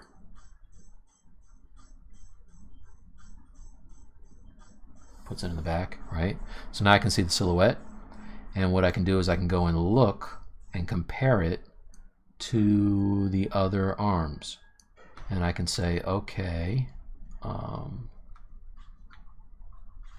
you know, maybe what I want to do, this is when it's good to drop down the subdivision levels. So what I'm doing is I just drop down. If I click back on this dot, you'll see how low the subdivision levels are. So like now I can go in and I can just do little tiny tweaks with the Move brush to try to get everything the way that I want it, you know. And this back and forth is what really gives you, you know, some good forms. It's very easy to say, okay, I'm done, and just put a pin in it and be finished. But I generally stress about, I don't stress about it, right? But I stay on something until, you know, I'm pretty happy with it. And I'll let you know a secret. I don't really get very happy with things. That's why stuff doesn't generally get done. It can always be better. When I was on my South American tour, I was talking about Bob Ross, and everybody knew who Bob Ross was because he's dope, or he was anyway. And everybody, you know, they love the Happy Little Trees thing. But one thing that he was really good at was knowing when to stop. That's one of those things where, as an artist, it's very easy to overcook something, you know. That's when layers come in handy too. So really, if I wanted to say, okay, I'm fairly happy with what I have right now. Is it done? No, but I'm not mad at it. So what I could do, rather than taking a chance on screwing it up, is I could go into my layers,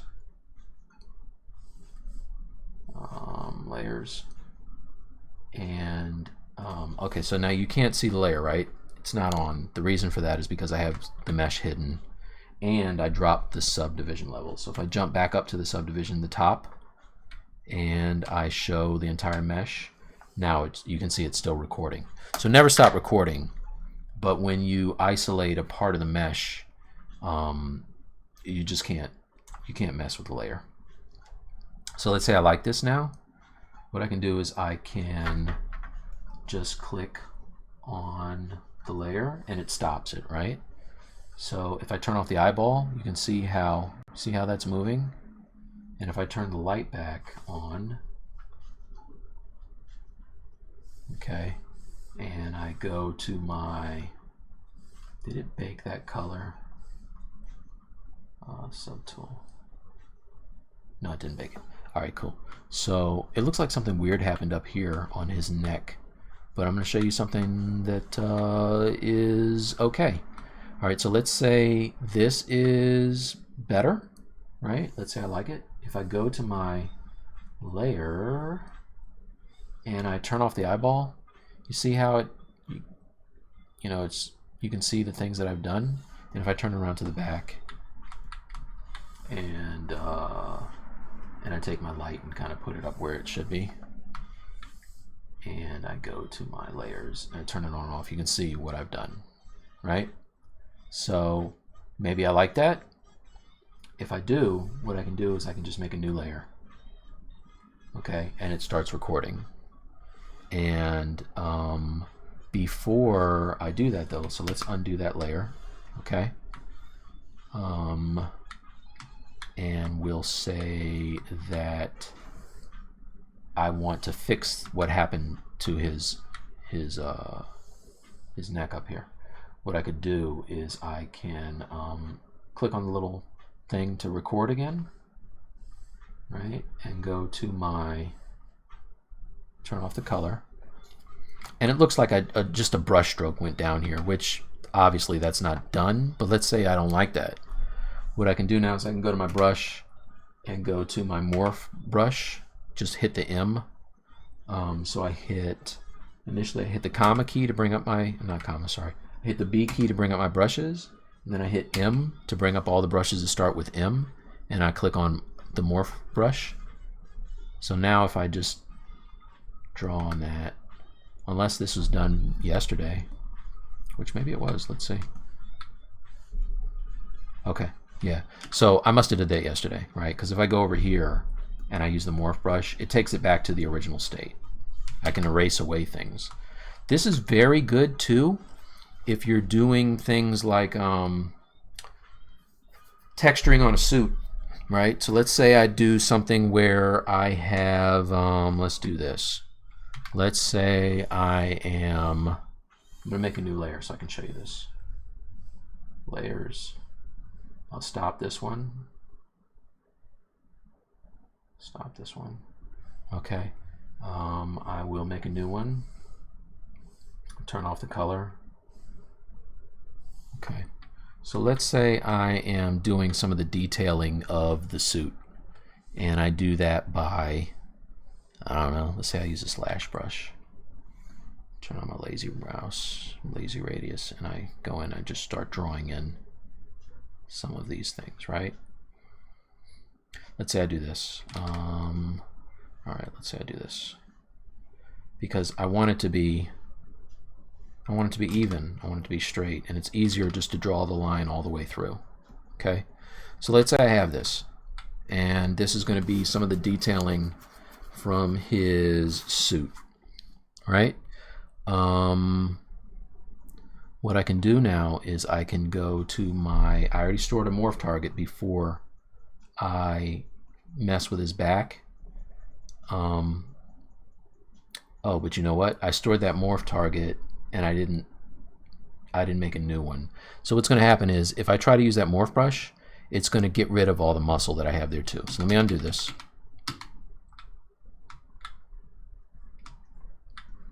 And let's do this. I didn't touch his chest, right? I know that part is fresh. So now I can draw my lines. Let's say I'm doing my lines, right? And like this. Okay, this is going to be a suit.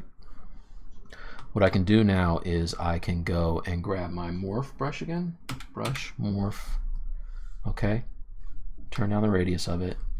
And say I don't want it to overlap. I can just erase away what I just did. Let's do this actually. Let's say, because I know with him it does like this kind of cool crosshatch. So I can go and alternate these things like this.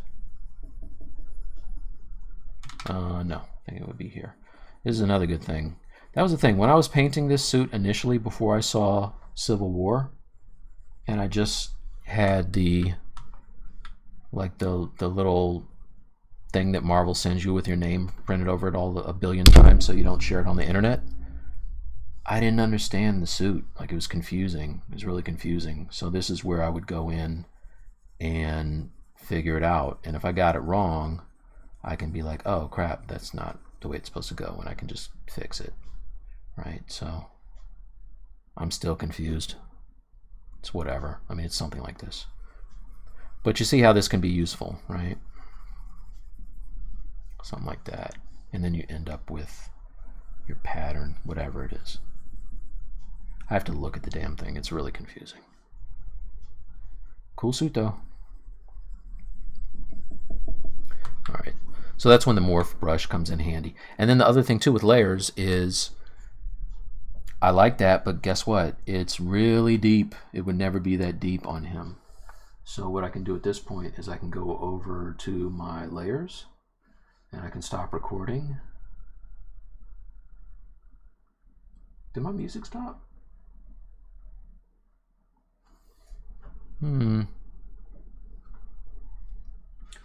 That wasn't supposed to happen. Let's see something. Where is the track? Oh no, it's still on. Okay. So all right, I stopped recording, right? And now I can turn it off and you see that it's only those lines that I just did. But what I can do is I can turn them down, right? Like this. All I'm doing is I'm turning down the visibility of this layer. So some of these, these are legacy features, but they're still really dope. You know what I mean? Like you can use these, and let's say it's easier to see if I turn off the color. Let's turn off the color. All right. So here it is, layers. Here it is at 100%, right? Here it is when I start to turn it down. And like say I just want it really light, like it's barely scribed in, then I have that, right? And then if I bake that, it's going to be on him. So I don't know, you can use that if you want to do like micro details, whatever, I don't care. And then I can just delete the layer altogether if I don't like it, make a new one. So that's that. Let's see. Disable all Windows ink related stuff to avoid the Wacom issues it causes. Okay, all Windows ink. Yeah, it's crazy because sometimes I have to have it on in order for things to work, and then sometimes it has to be off.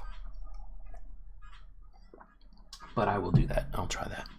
Thanks, Specky Nation. All right, Louise. Lucas Gomez. I don't know what that says.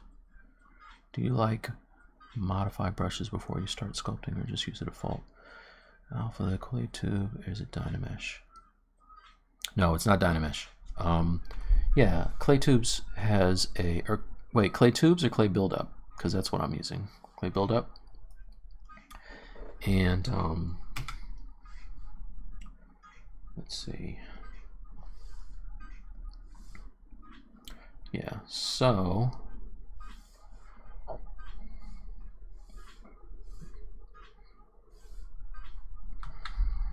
if we look at it, it's got a square alpha. And that's why it kind of gives you that look like you're, you know, you're laying down chunks of clay. Could you move your mesh to another pose when using layers?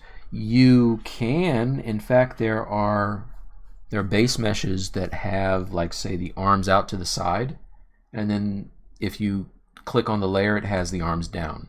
So what you can do is you can, you know, get your guy in a pose, theoretically, right? And then you can turn on, record a layer, and you can move your guy.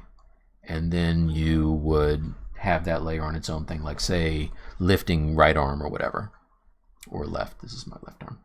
And then you turn it on and off. So you can do things that way, definitely. In fact, I talked to a friend who said that it's super, like, tedious, but you can do animation that way if you wanted to kill yourself. All right, that's that. What's up, BN? Blands, do you have a chance? Have you had a chance to review the book, How to Paint Characters in the Marvel Studio Way? Wait, what? I don't know what that is. Please send me a link to that. That sounds dope. I used to have a book when I was little called How to Draw Comics the Marvel Way. Is this like from the movies? Because that would be bananas. Let me see that. You got me excited now. When you have layers, do you have to bake them at some point in your process? You can always have them on. I mean, at some point you're probably gonna want to bake them, but you don't have to, I don't guess. Let's see. Thanks for the info. No worries. Hey, hey. How make hair? That's another stream, but I can show you how to make hair another time. What's up from El Salvador? Blands, this is it. Is this the thing? Do I need to stand up and sit down again? Let's see if this is what I think it is. OMG! Okay. Blands, if I'm not mistaken, you're the one that was my only friend in here and told me that I had toilet paper stuck to my face. You waited an hour to do it, but you told me. And now you drop this gem. So you guys got to step your game up, because Blands is my new favorite dude in the chat. Without a doubt. Thank you. I will be buying that post haste. All right. Also, you guys are terrible friends for letting me have toilet paper stuck to my face for 57 minutes. I would never do that to you. You're not a good friend. All right.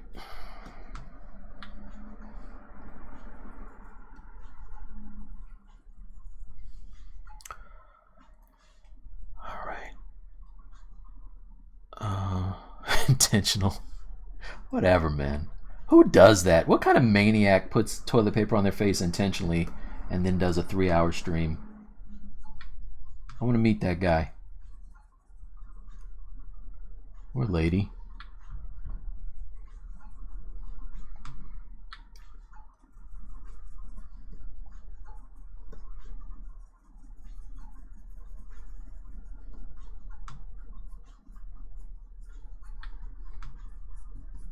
Intentional.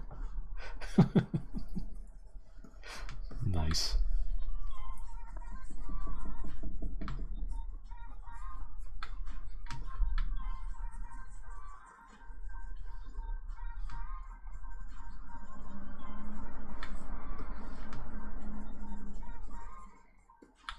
All right, so I got a new client. I can't tell you who it is, but I'm super excited. One day I'll tell you. But man, this is the white whale. I've been trying to get this client for so long. And I got him. Got him now. So happy, you guys.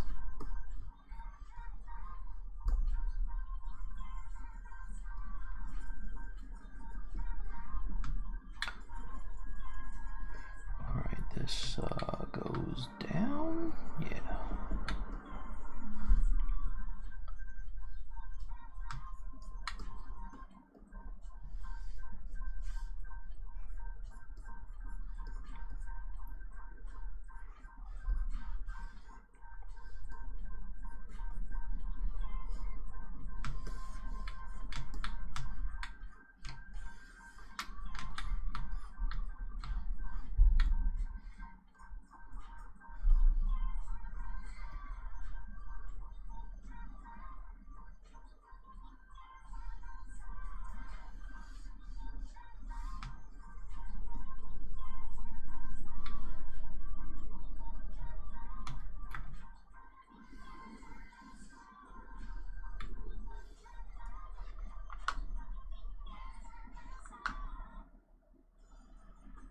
Okay, just getting ready to end that song because that was a terrible song. Make note to remove that from playlist.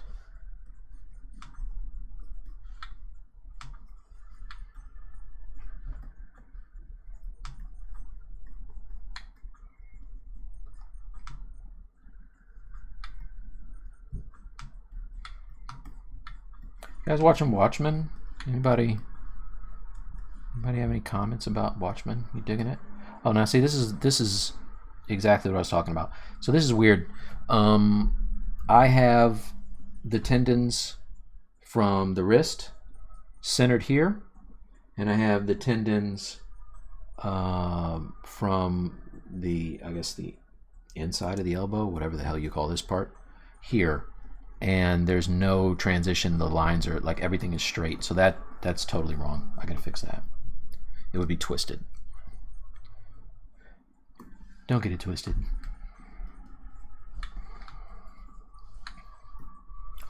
So I'm pretty certain I'm going to be twisting this arm just to make it right.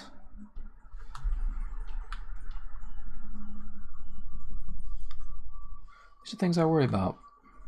Keep me up at night. All right, let's see. I totally did cut myself shaving, but like an hour before the stream, and I just forgot to take off the damn paper. That's what that was. Yeah. I've seen people do it before, no idea why they do it. Yeah, it stops the bleeding. Fiber mesh for hair, then groom brushes. I've seen a lot of people using it. Okay, Mike, loving the stream so far, but I'm new to Zbrush. A lot of experience in Maya. Any recommendations for learning UI and controls? Absolutely. Prune Danish. Nice name, by the way. Go to the Pixologic page and go to the Zbrush classrooms. They do an in-depth breakdown of all of the UI. So just watch those. And then when you're done with those, go to their YouTube page and check out Paul and Joe's streams, or not streams, but their YouTube videos for like Ask Zbrush, and I know Paul gets on, Paul Gabry, and he gets on there and does like he does some walkthroughs and tutorials and all that good stuff too. So these guys are developers, and they also are very in tune with the community to make sure that people know what's going on. So super easy to learn ZBrush if you want to. And also join like on Facebook. There are groups, and the community is really nice. So they answer questions. If you have any questions about anything, just reach out to anybody. They're generally good folks. And I would answer your questions, but I'm way too famous. No, I'm just kidding. No, hit me up. I'll answer your questions. I could do that. Not a problem. All right. Let's see. Are you painting or sculpting this for a client? This is a personal piece that I'm sculpting for myself, but I want to do a 3D print. Like now that I got my Zion done, I'm on my 3D print game, son. So that's what this is.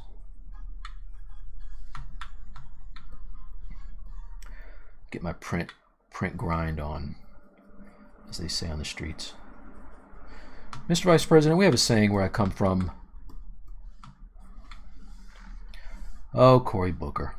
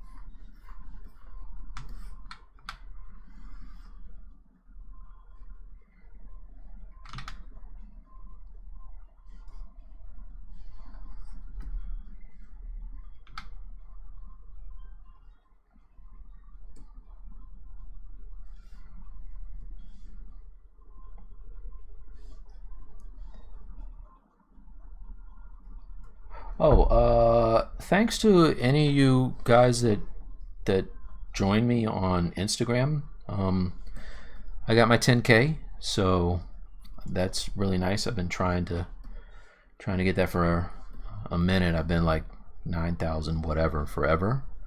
So thank you very much. And if anybody isn't following me on Instagram and wants to, or any of the stuff on the top or the bottom, please feel free. I would love to have you. This got a little wrinkled up here. Look at this. Let's fix this. Okay. What time is it? 3:07. 1, 2, 3. 1, 2, 3, 4. Okay, I'm over at 4. I got another hour. Clay build up.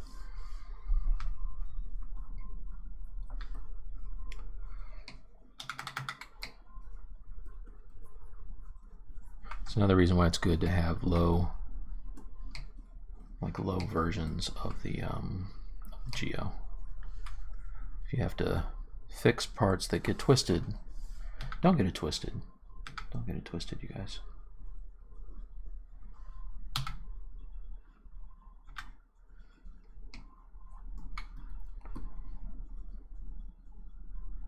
Try to get it twisted as little as possible. It's like life in general. That's what I'd have to say.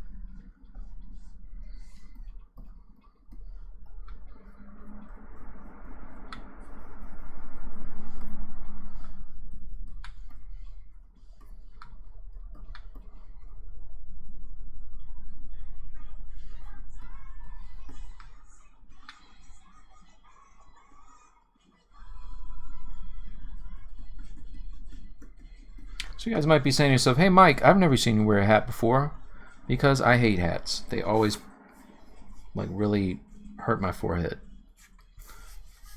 And also I'm a little old to be wearing a snapback. But you know what? I'm supporting the cause. Rocking my Zbrush hat. They were good enough to send this to me, and you know what? Damn it, I'm gonna wear it.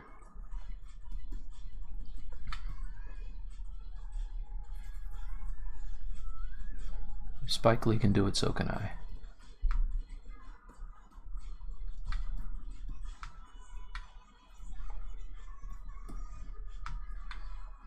And I bet you guys didn't know there is a Mike T edition of this hat.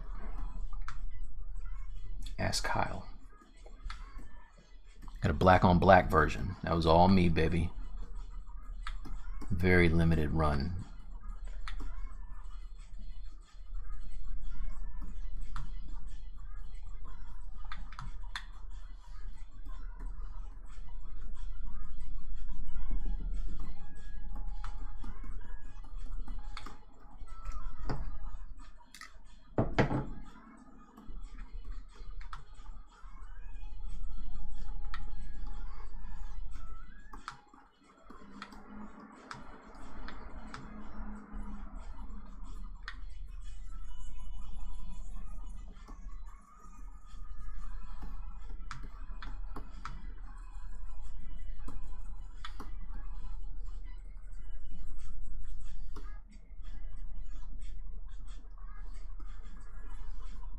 Yeah, saving's not a bad idea. Maybe I should save.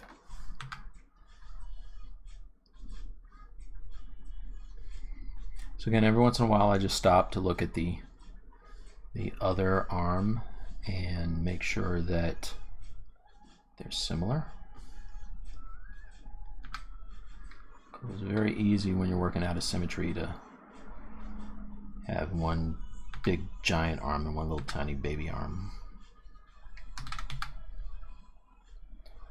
While that is hilarious, it's not anatomically correct.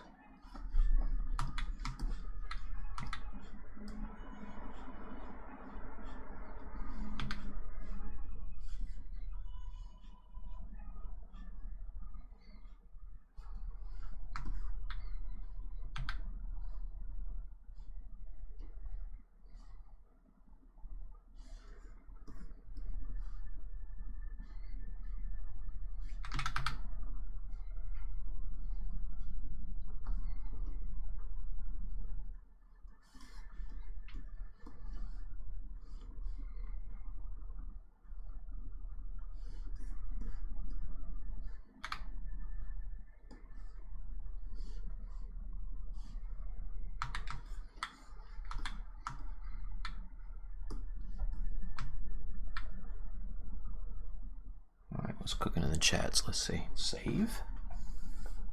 Save. Yes. Oh yeah, definitely check out Michael Pavlovich. Thing about Mr. Pavlovich, bit of a fast talker. So you might want to slow down his YouTube. Man has all the knowledge. He knows everything that there is to know about Zbrush. And he tells it to you in the shortest amount of time possible. But I don't know anybody that knows Zbrush better than Michael Pavlovich. All right, let's see.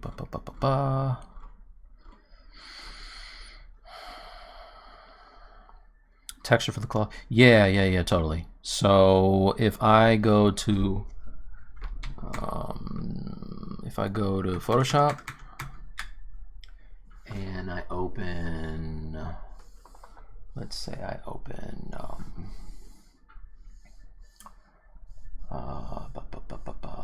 Bishop, PSDs. Where's the most recent? Let's open this. Yeah, so if you look at this bishop that I have here, this is kind of what I'll do when I get to that stage. Is I will what did I say this was? Command Shift B. Command Shift B. All right. Yeah. So what I'll do is I will make UVs for this the cloth. And when I made the piping for this, I split the UVs on these lines. So if you look at this, when I made his shirt, I just decided where to put the cut lines in the piping, and then I made UVs based on that. And then when I laid in the fabric texture, it's cool because it reoriented it. It changed the direction of it. So you can see that there's slight changes, right? So this panel here it's going this way, and then this one down here is going up, and then this one's at a little bit of an angle. And like all those little angle changes was one of those unexpected, like really nice things that happen from time to time. So anyway, yeah, that's how I do it. And then I went in and, you know, with the piping is great because it not only hides the seam, but it also looks like something that would be on a tech shirt, right? Somebody, if Under Armour made this, they'd probably have piping on those seams. So, you know, when I'm doing suits for superheroes, I like to try to make them feel like they'd be real world. That's why I really like the MCU movies, because the costume designers take it very seriously. Like if you go and look at something like Black Panther, I think the costume designer won an award for that. She, I think it was a woman, and she totally deserved it, because like even looking at the what were they called,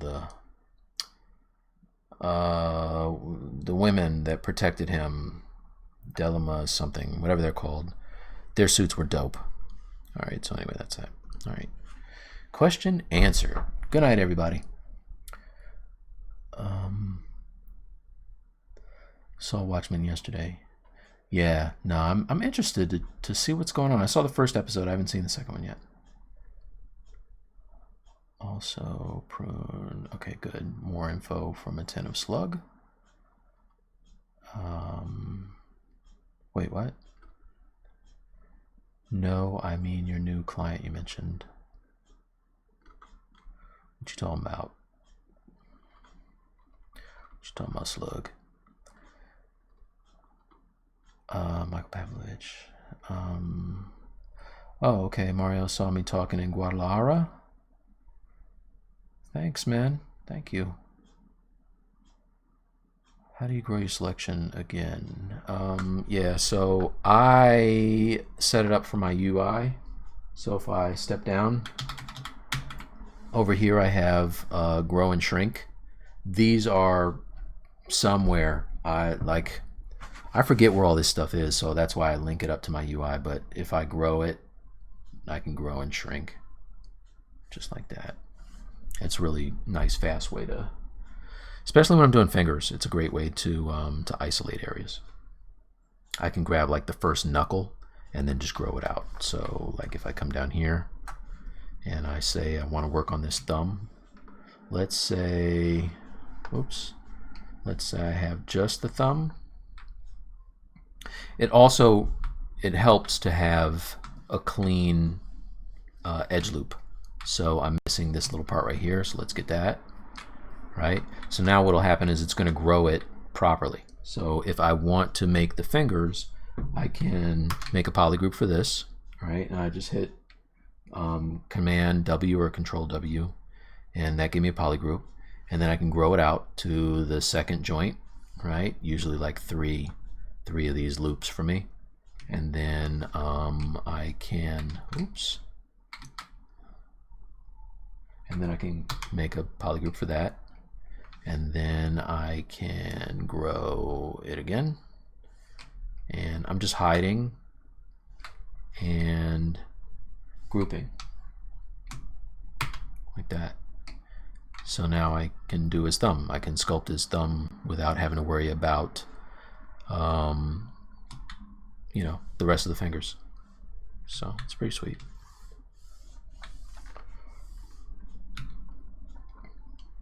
Do you know what I am saying? Alright, so the arm, you can see the volume on his arm got way smaller, so and you can see that by that detail on it, on it. Let's step down. Let's just fill that back out a little bit. And I don't know if this is right yet or not, but I want to say it is because this was in symmetry at one point. So these volumes shouldn't have changed drastically. All right, so if I look,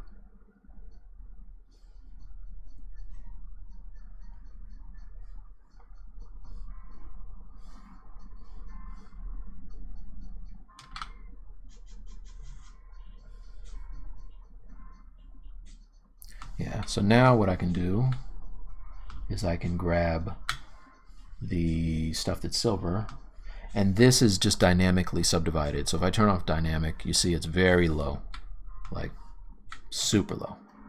I can just move this, and because it's so low, it will maintain the shape without getting wonky, right? If this is subdivided a bunch of times, then there's more of a chance of those edges becoming very wobbly, and that's no bueno.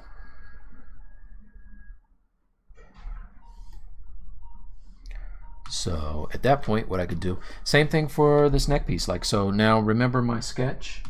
I was looking at, my reference go. All right, so let's go back to Pure Ref. Oops, this one. Okay, and let's bring it back up to the top.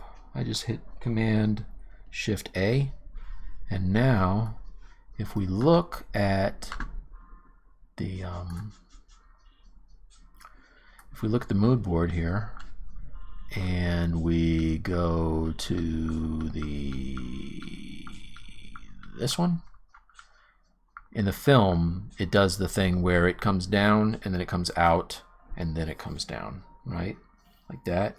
So if I wanted to do that now, I could totally just go into what I have right here, and I could do one of two things, right? So let's say I want that exact shape, but I don't want to go in and resize the whole thing. What I can do is I can hide all of this, and I can cut off the material, right? And then I can go to my polygroups. All right. So now what I can do is I just want the top face. All right. So if I just select this layer of faces right here, okay, what it's doing is this. It got the end caps for both the top and the bottom. Did it? Yeah. So it got the end caps. The reason why it's hard to see is because I don't have double on. It's only showing the one side of the face and the other side's invisible.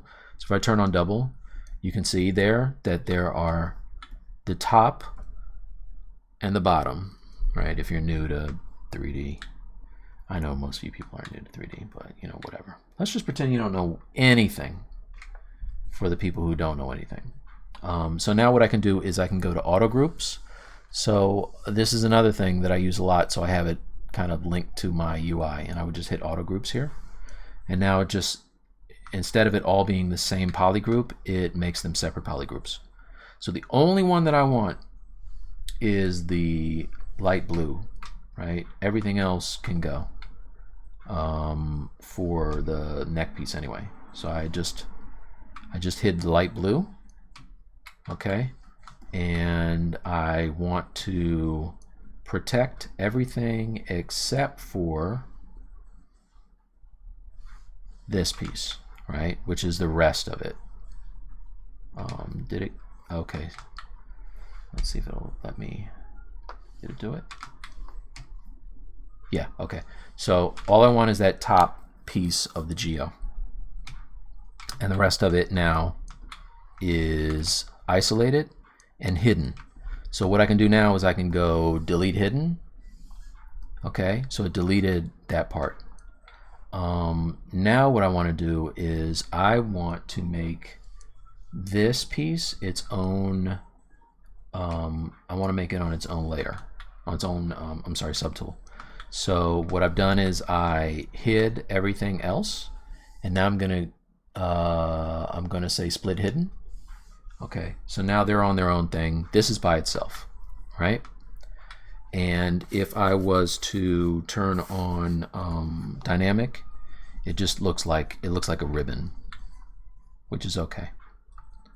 Okay, so let's turn off dynamic, and now what I can do is I can go and shape it.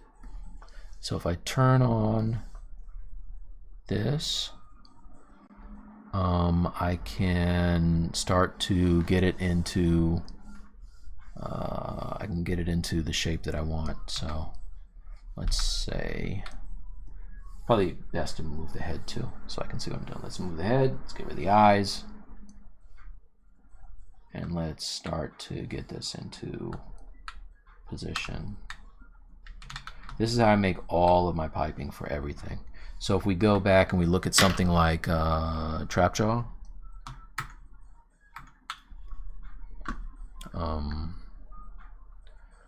Trapjaw file, open, let's see, sculpts, Trapjaw,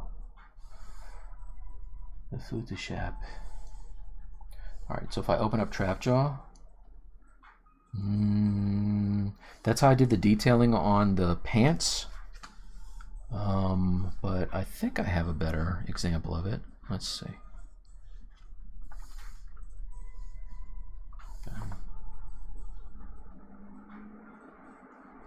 Is this it?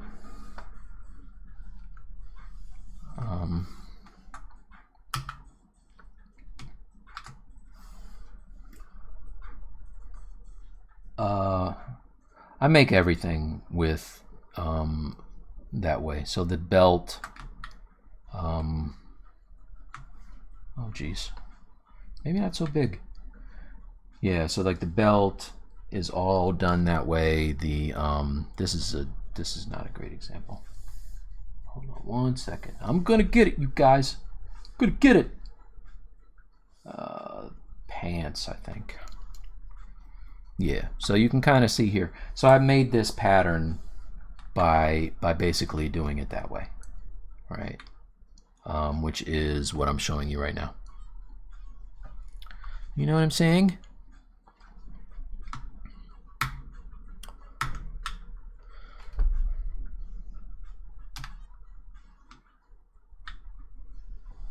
And you can probably do it easier in like a proper 3D application, but I don't be messing with those, you guys.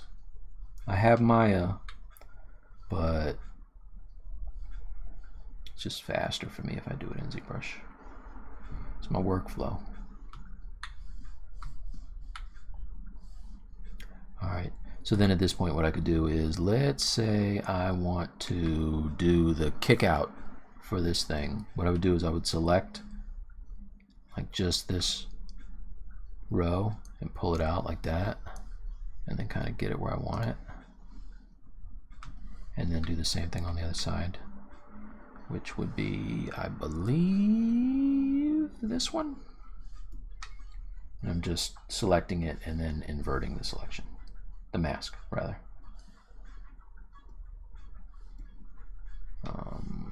So let's bring that there, and then deselect, and then I would go ahead and maybe just start to fidget around with these until I kind of get them in the right spot. And I don't really care how I don't really care what this ribbon looks like, right? Because ultimately I'm going to extrude it out, and it's going to be clean again anyway. Another reason why I keep everything super low. So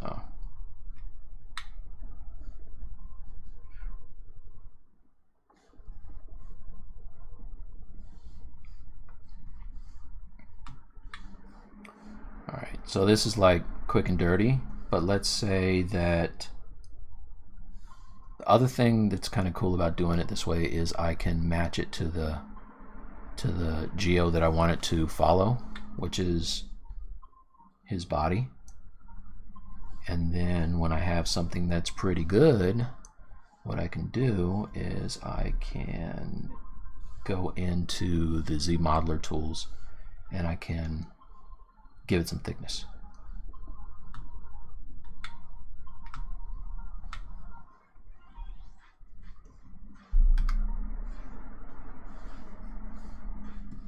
It's how I make all of my superhero clothing, piping, whatever.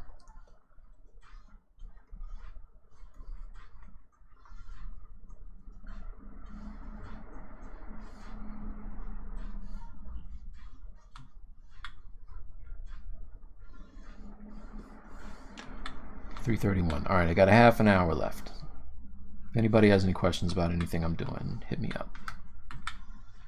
Mike, why are you doing it that way? I don't know. Next question. Okay, now one thing that I am seeing about this that I didn't realize before is I have an extra loop, which is, I guess that was holding it nice and crisp. Instead of doing a crease, I added an extra edge loop, and it's making it kind of wacky at the top here. So what I can do now is I can go to my brushes, go to my Z Modeler tool, hover over the edge, and hold Alt and delete, and that will get rid of that loop. I believe I have one at the bottom as well. Yeah, there it is. So I get rid of that, right? So crispy. Now it's super clean, and I can now go and extrude this, right? So if I hover over the edge, it's Q-Mesh a poly. I want it to Q-Mesh polygroup all, and I would just give it some thickness. Okay, now something's happening here. That's okay. So what happened is apparently one of those loops, holding lines, crossed over and made a mess. So let's see, where's that coming from? Yeah, that's not right. One way to fix this, if I can't find where the problem is hide the offending faces and delete them. Like maybe I'll get rid of this one too. Right, so then delete hidden. And then what I can do is I can grab my hover over an edge and hit bridge. Click on this one and then click on this one, and it fills it in. Right, so let's see now. What if I like this? I can add a couple of more spans there and get the shape, but I just want to see if that fixed the problem. Right, so if I Q-mesh this out, let's group it and Q-mesh it out. Yeah, so that didn't do it. Something's going on over here. I don't know. It must have twisted or something. So let's try deleting this.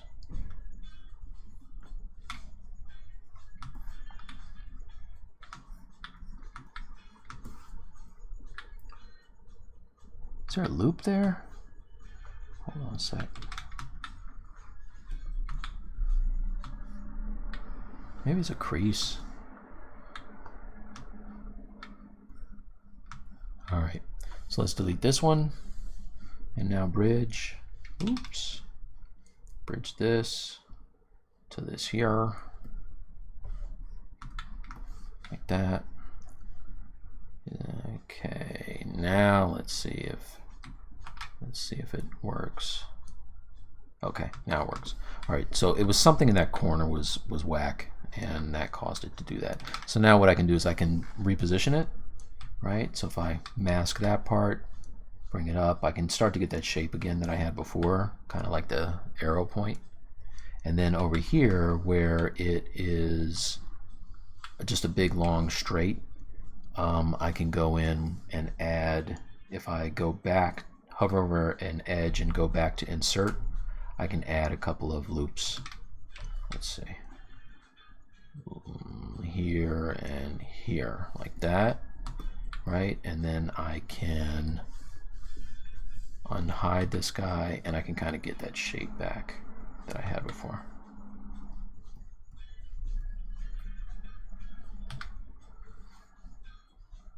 Like that. If you know what I'm saying. All right, so then that's that. And what I could do now, right, is I can extrude it out. Extrude or Q-mesh, it doesn't matter, one or the other. All right, so let's do Z Modeler. I'm going to Q mesh it out so I don't cross over any faces like this. Boom, boom, boom.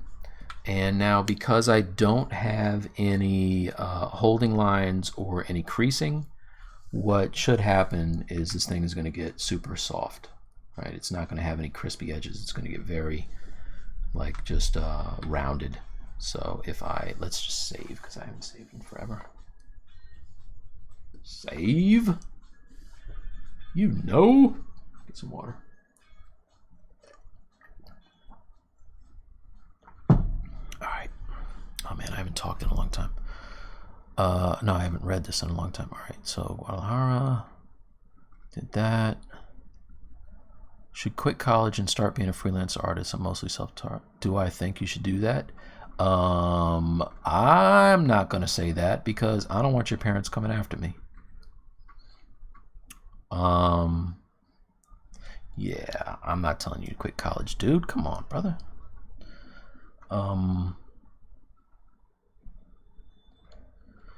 Stay in school, don't do drugs.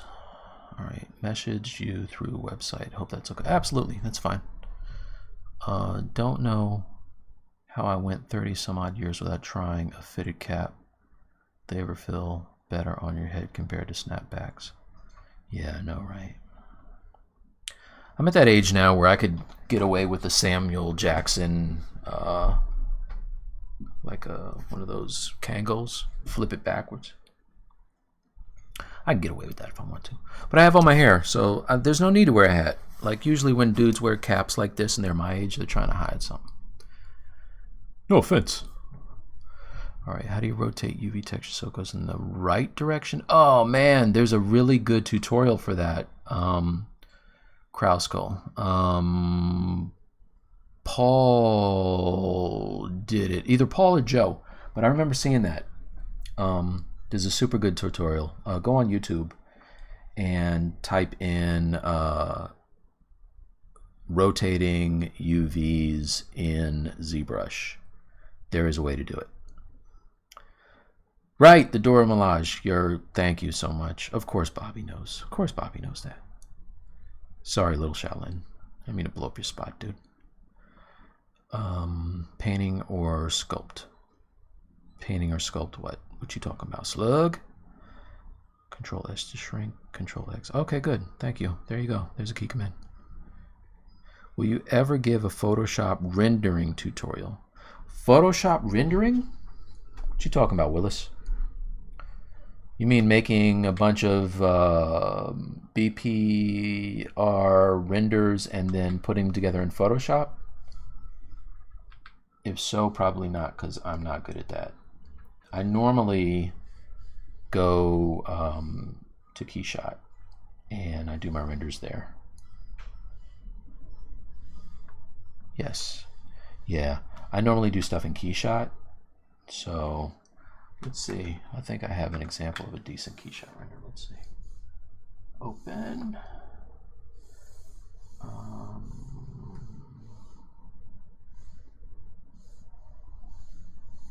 Clients. Welcome.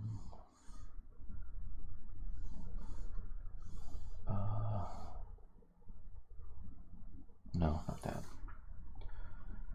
Open. Hulk? No, that's BPR. Sorry. Promise you I have one in here somewhere. Denim, maybe? Yeah. All right. So this is how I normally do my renders, is I take it into Keyshot and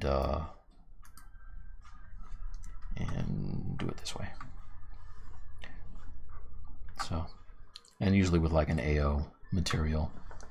And same again, you see I put rim light on everything. It looks really buttery when you do that. So that's how I do it. They call me the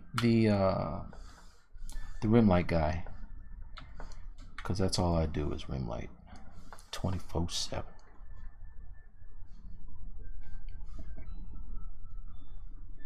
All right, so once I kind of get this shape now, I can start cleaning it up and untwisting it. Again, remember when I said don't get it twisted? I was dead serious.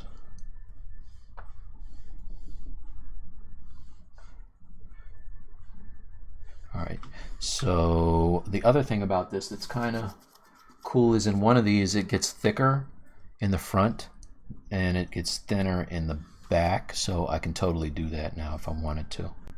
Oh, what I wanted to show you though is, because I have no holding edges or creasing, all these nice sharp angles are going to go away when I do a dynamic subdivision, or I subdivide, either or. Right, so right now it kind of looks like the shape. However, all I'm doing now is I'm just kind of getting it close to the level of his anatomy, so it looks like it's sitting on top of the suit rather than hovering above it. And this is really important too when I'm going to do 3D print. Obviously it needs to be in the right position. Right, so then this would be like that. Then what I could do is do a dynamic subdivision and watch what happens. Oh, it's super soft, right? Some places are okay, but then other places where I want it to be crispy, it's not. So one way to easily fix that is I turn off the dynamic subdivision, I go in and I go back to my ZModeler, and I can add a crease on this loop. Right, so I hover over a loop and I switch from insert to crease, and then I just crease the edge. Right, and I'll crease that edge. Anywhere where I want it to stay sharp, I crease it. Crease, crease. Let's do one in the middle here. Crease. Okay. And what I would do at this stage is like just mess around with these these spans until I get something that's really nice and clean. Exactly what I want. And in some cases I would do a second extrusion. Right. But something like that there. Make sure it's still on the skin, which it kind of is. That. Okay. So now if I do a dynamic subdivision, okay, almost does what I want, right? See, it kind of holds the edge. And the reason that it did that is because I didn't have it set to crease the entire edge loop. I just had it set to crease a part of it. So it's only creasing the top, right? That's wrong. So what I'll do is now I will go and I will go back to my, first I'm going to save as. Yes. Get a sip of water. And I'm going to go to ZModeler and hover over edge, and then if I hit spacebar, see how it says crease just the edge? I'm going to do edge loop complete, and what that'll do is it wraps all the way around now. So if I hit click on the places where I had it before, it goes all the way around. Like there, oops, there, and there. Make sure you're on the edge or else you're going to get some unexpected results that you don't want. Okay, and maybe I want it to be creased here too, where it goes into the small of his back. Right, so once that's, oh, and this one too. Right, so once that's done, now if I hit dynamic, it's keeping the shape. Right, which is, that's more what I want. Better, still not perfect, but it's better. So now at that point what I can do is I can start going in and adding thickness in areas, like maybe I want that front part to be thicker. What I can do is, I can do it a number of ways, but let's say I just want to mask the back, and maybe the edge too, there and there, like that. And now what I can do maybe is grab the inflate and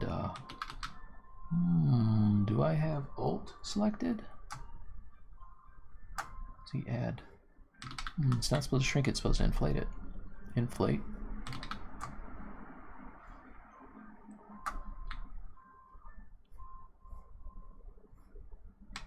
Let's see. It's weird, it's working backwards for some reason. I don't know why. Maybe I have something. Oh. My keyboard was jammed underneath the Cintiq. I think that did it. No? Alright, I don't know why.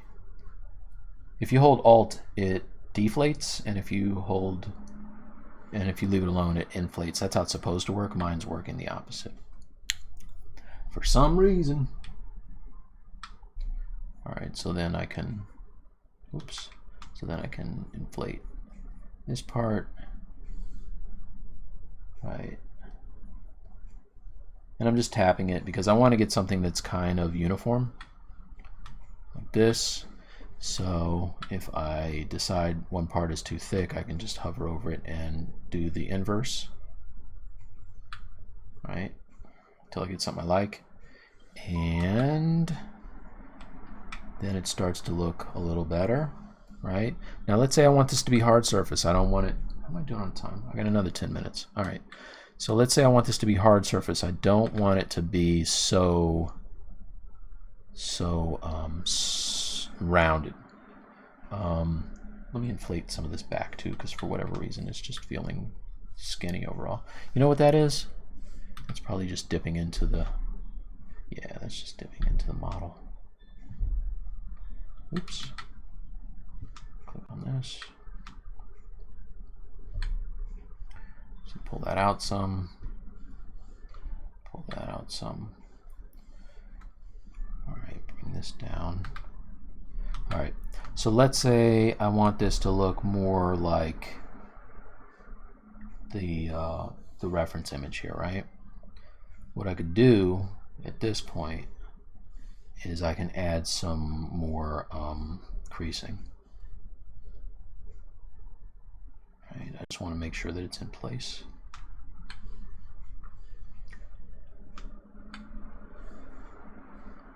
And the good thing about doing it this way too is if I want, like what's supposed to happen is it's supposed to follow his clavicle, right? It's supposed to go around his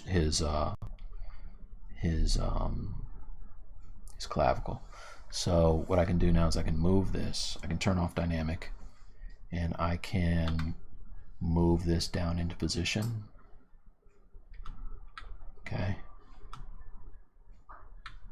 It's going to get a little messed up, but it's okay. And I just want it to sit on top of that clavicle. I think that's what they did in the movie. And now the problem is it's up in the air, so I just have to play with it. It'll eventually end up where I want it. And if it gets twisted, like I was talking about before, all I have to do is just, because it's so low, I can move those points around and get it right. Or I can delete the faces altogether and just re-extrude it.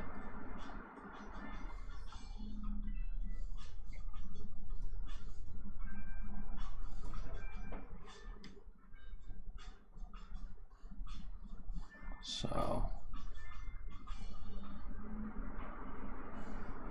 that's what we're talking about. Something like this. Bing, bang, boom. Bring this down.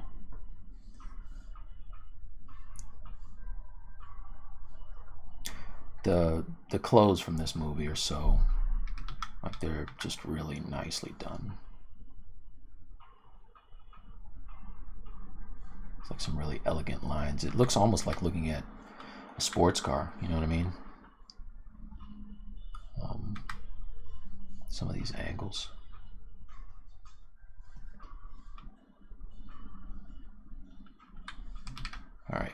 So that's kind of what I want. I imagine that if I hit dynamic, it's going to look kind of twisted.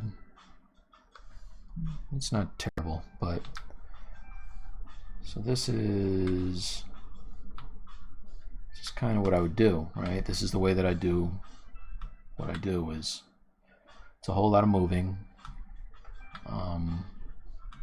but eventually, because I'm doing it this way, it's super clean, like just all kinds of clean. So we can go back and look at the we can go back and look at the trap jaw and trap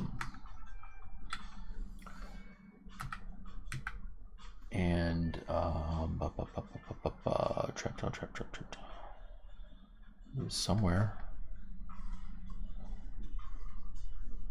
Oh, here it is. Yeah. So if we go back and look at the trap jaw, that's why everything is so crispy. These lines is because I'm doing it this way. I'm sure there's faster ways, right? I mean, everybody has a better way, but you know, this is the way I do it.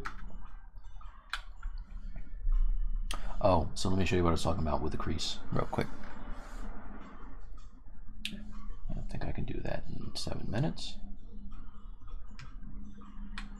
All right, bring this down some. Okay, so now let's say that this was laying where it's supposed to be, which it's not, but who cares? All right, now what I could do is I can go in and turn off dynamic. All right, and I'm going to look at it, and I can just tell by looking at it. Let's see. Turn on my poly frame. It's a mess, you guys. Again, we've inherited a mess. So let's just show the top faces. Let's try to hide the rest of the faces. Okay, that's cool. I'm going to delete hidden. I'm going to auto group. Okay, I only care about the blue. The blue, whatever. All right, I only care about the blue. Okay, I'll delete hidden, which are the bottom faces. All right, so now I'm good. All right, and I can see areas where things are kind of out. Now, if I really wanted to get down and go all in on this, what I could do is I could just select this. I know it's twisted. Again, don't get it twisted. So I can go in here like so, and I can untwist it, right? By using the gizmo. And I can also, if I wanted to, I can move it into place. You can get it like super precise by using the gizmo. All right, so let's say we like this. What you can do is, let me do one more thing. Hold tight 1 second.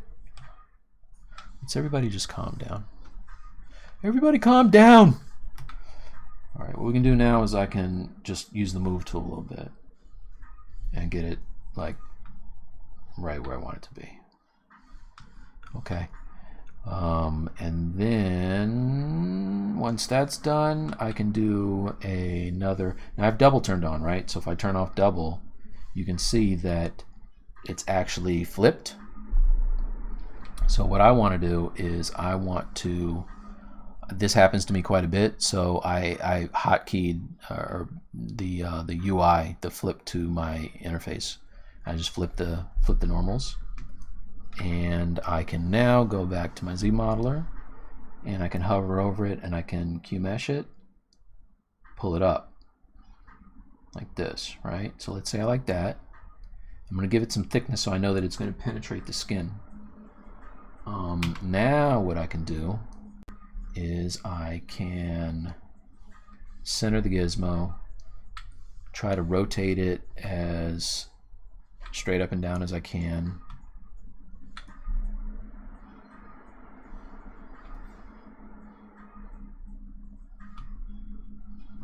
this and sink that down into the mesh. Okay. Now what should have happened, if I'm lucky, is it kept my creasing, and it looks like it did. So what should happen when I go and now I'm just going to manually push these areas into the body here. But now when I do a dynamic subdivision, it should keep the creasing exactly where I want, and it should be like really crisp. I use that word a lot, you guys. I'm all about the crispy mesh. All right, so we push that in, blah, blah, blah, blah, blah, boom, boom, boom, dynamic. Okay, and again, what it did is it kept the creasing only on the orange. It didn't keep it on the rest of it. So very quickly, what I can do is I can solo it. I can go in, I can grab my Z modeler and crease entire loop, loop, loop,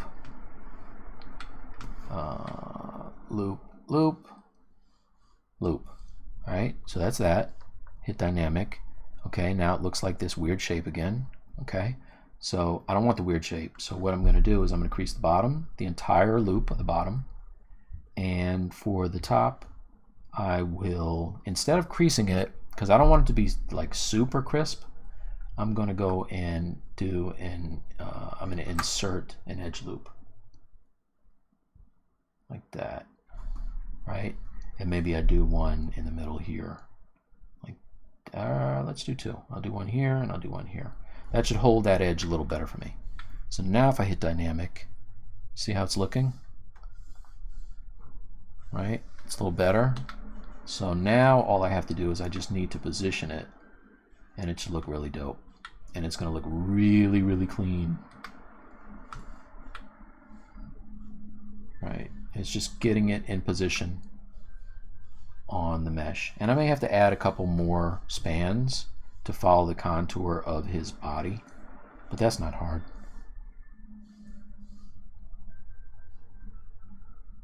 Right. So if I was doing this for a company like Kotobukiya or whatever, this is how I would do the this is how I would do all of my detailing, just to make sure that it's super clean. And what happens is when they do their 3D print, it's going to be even better. I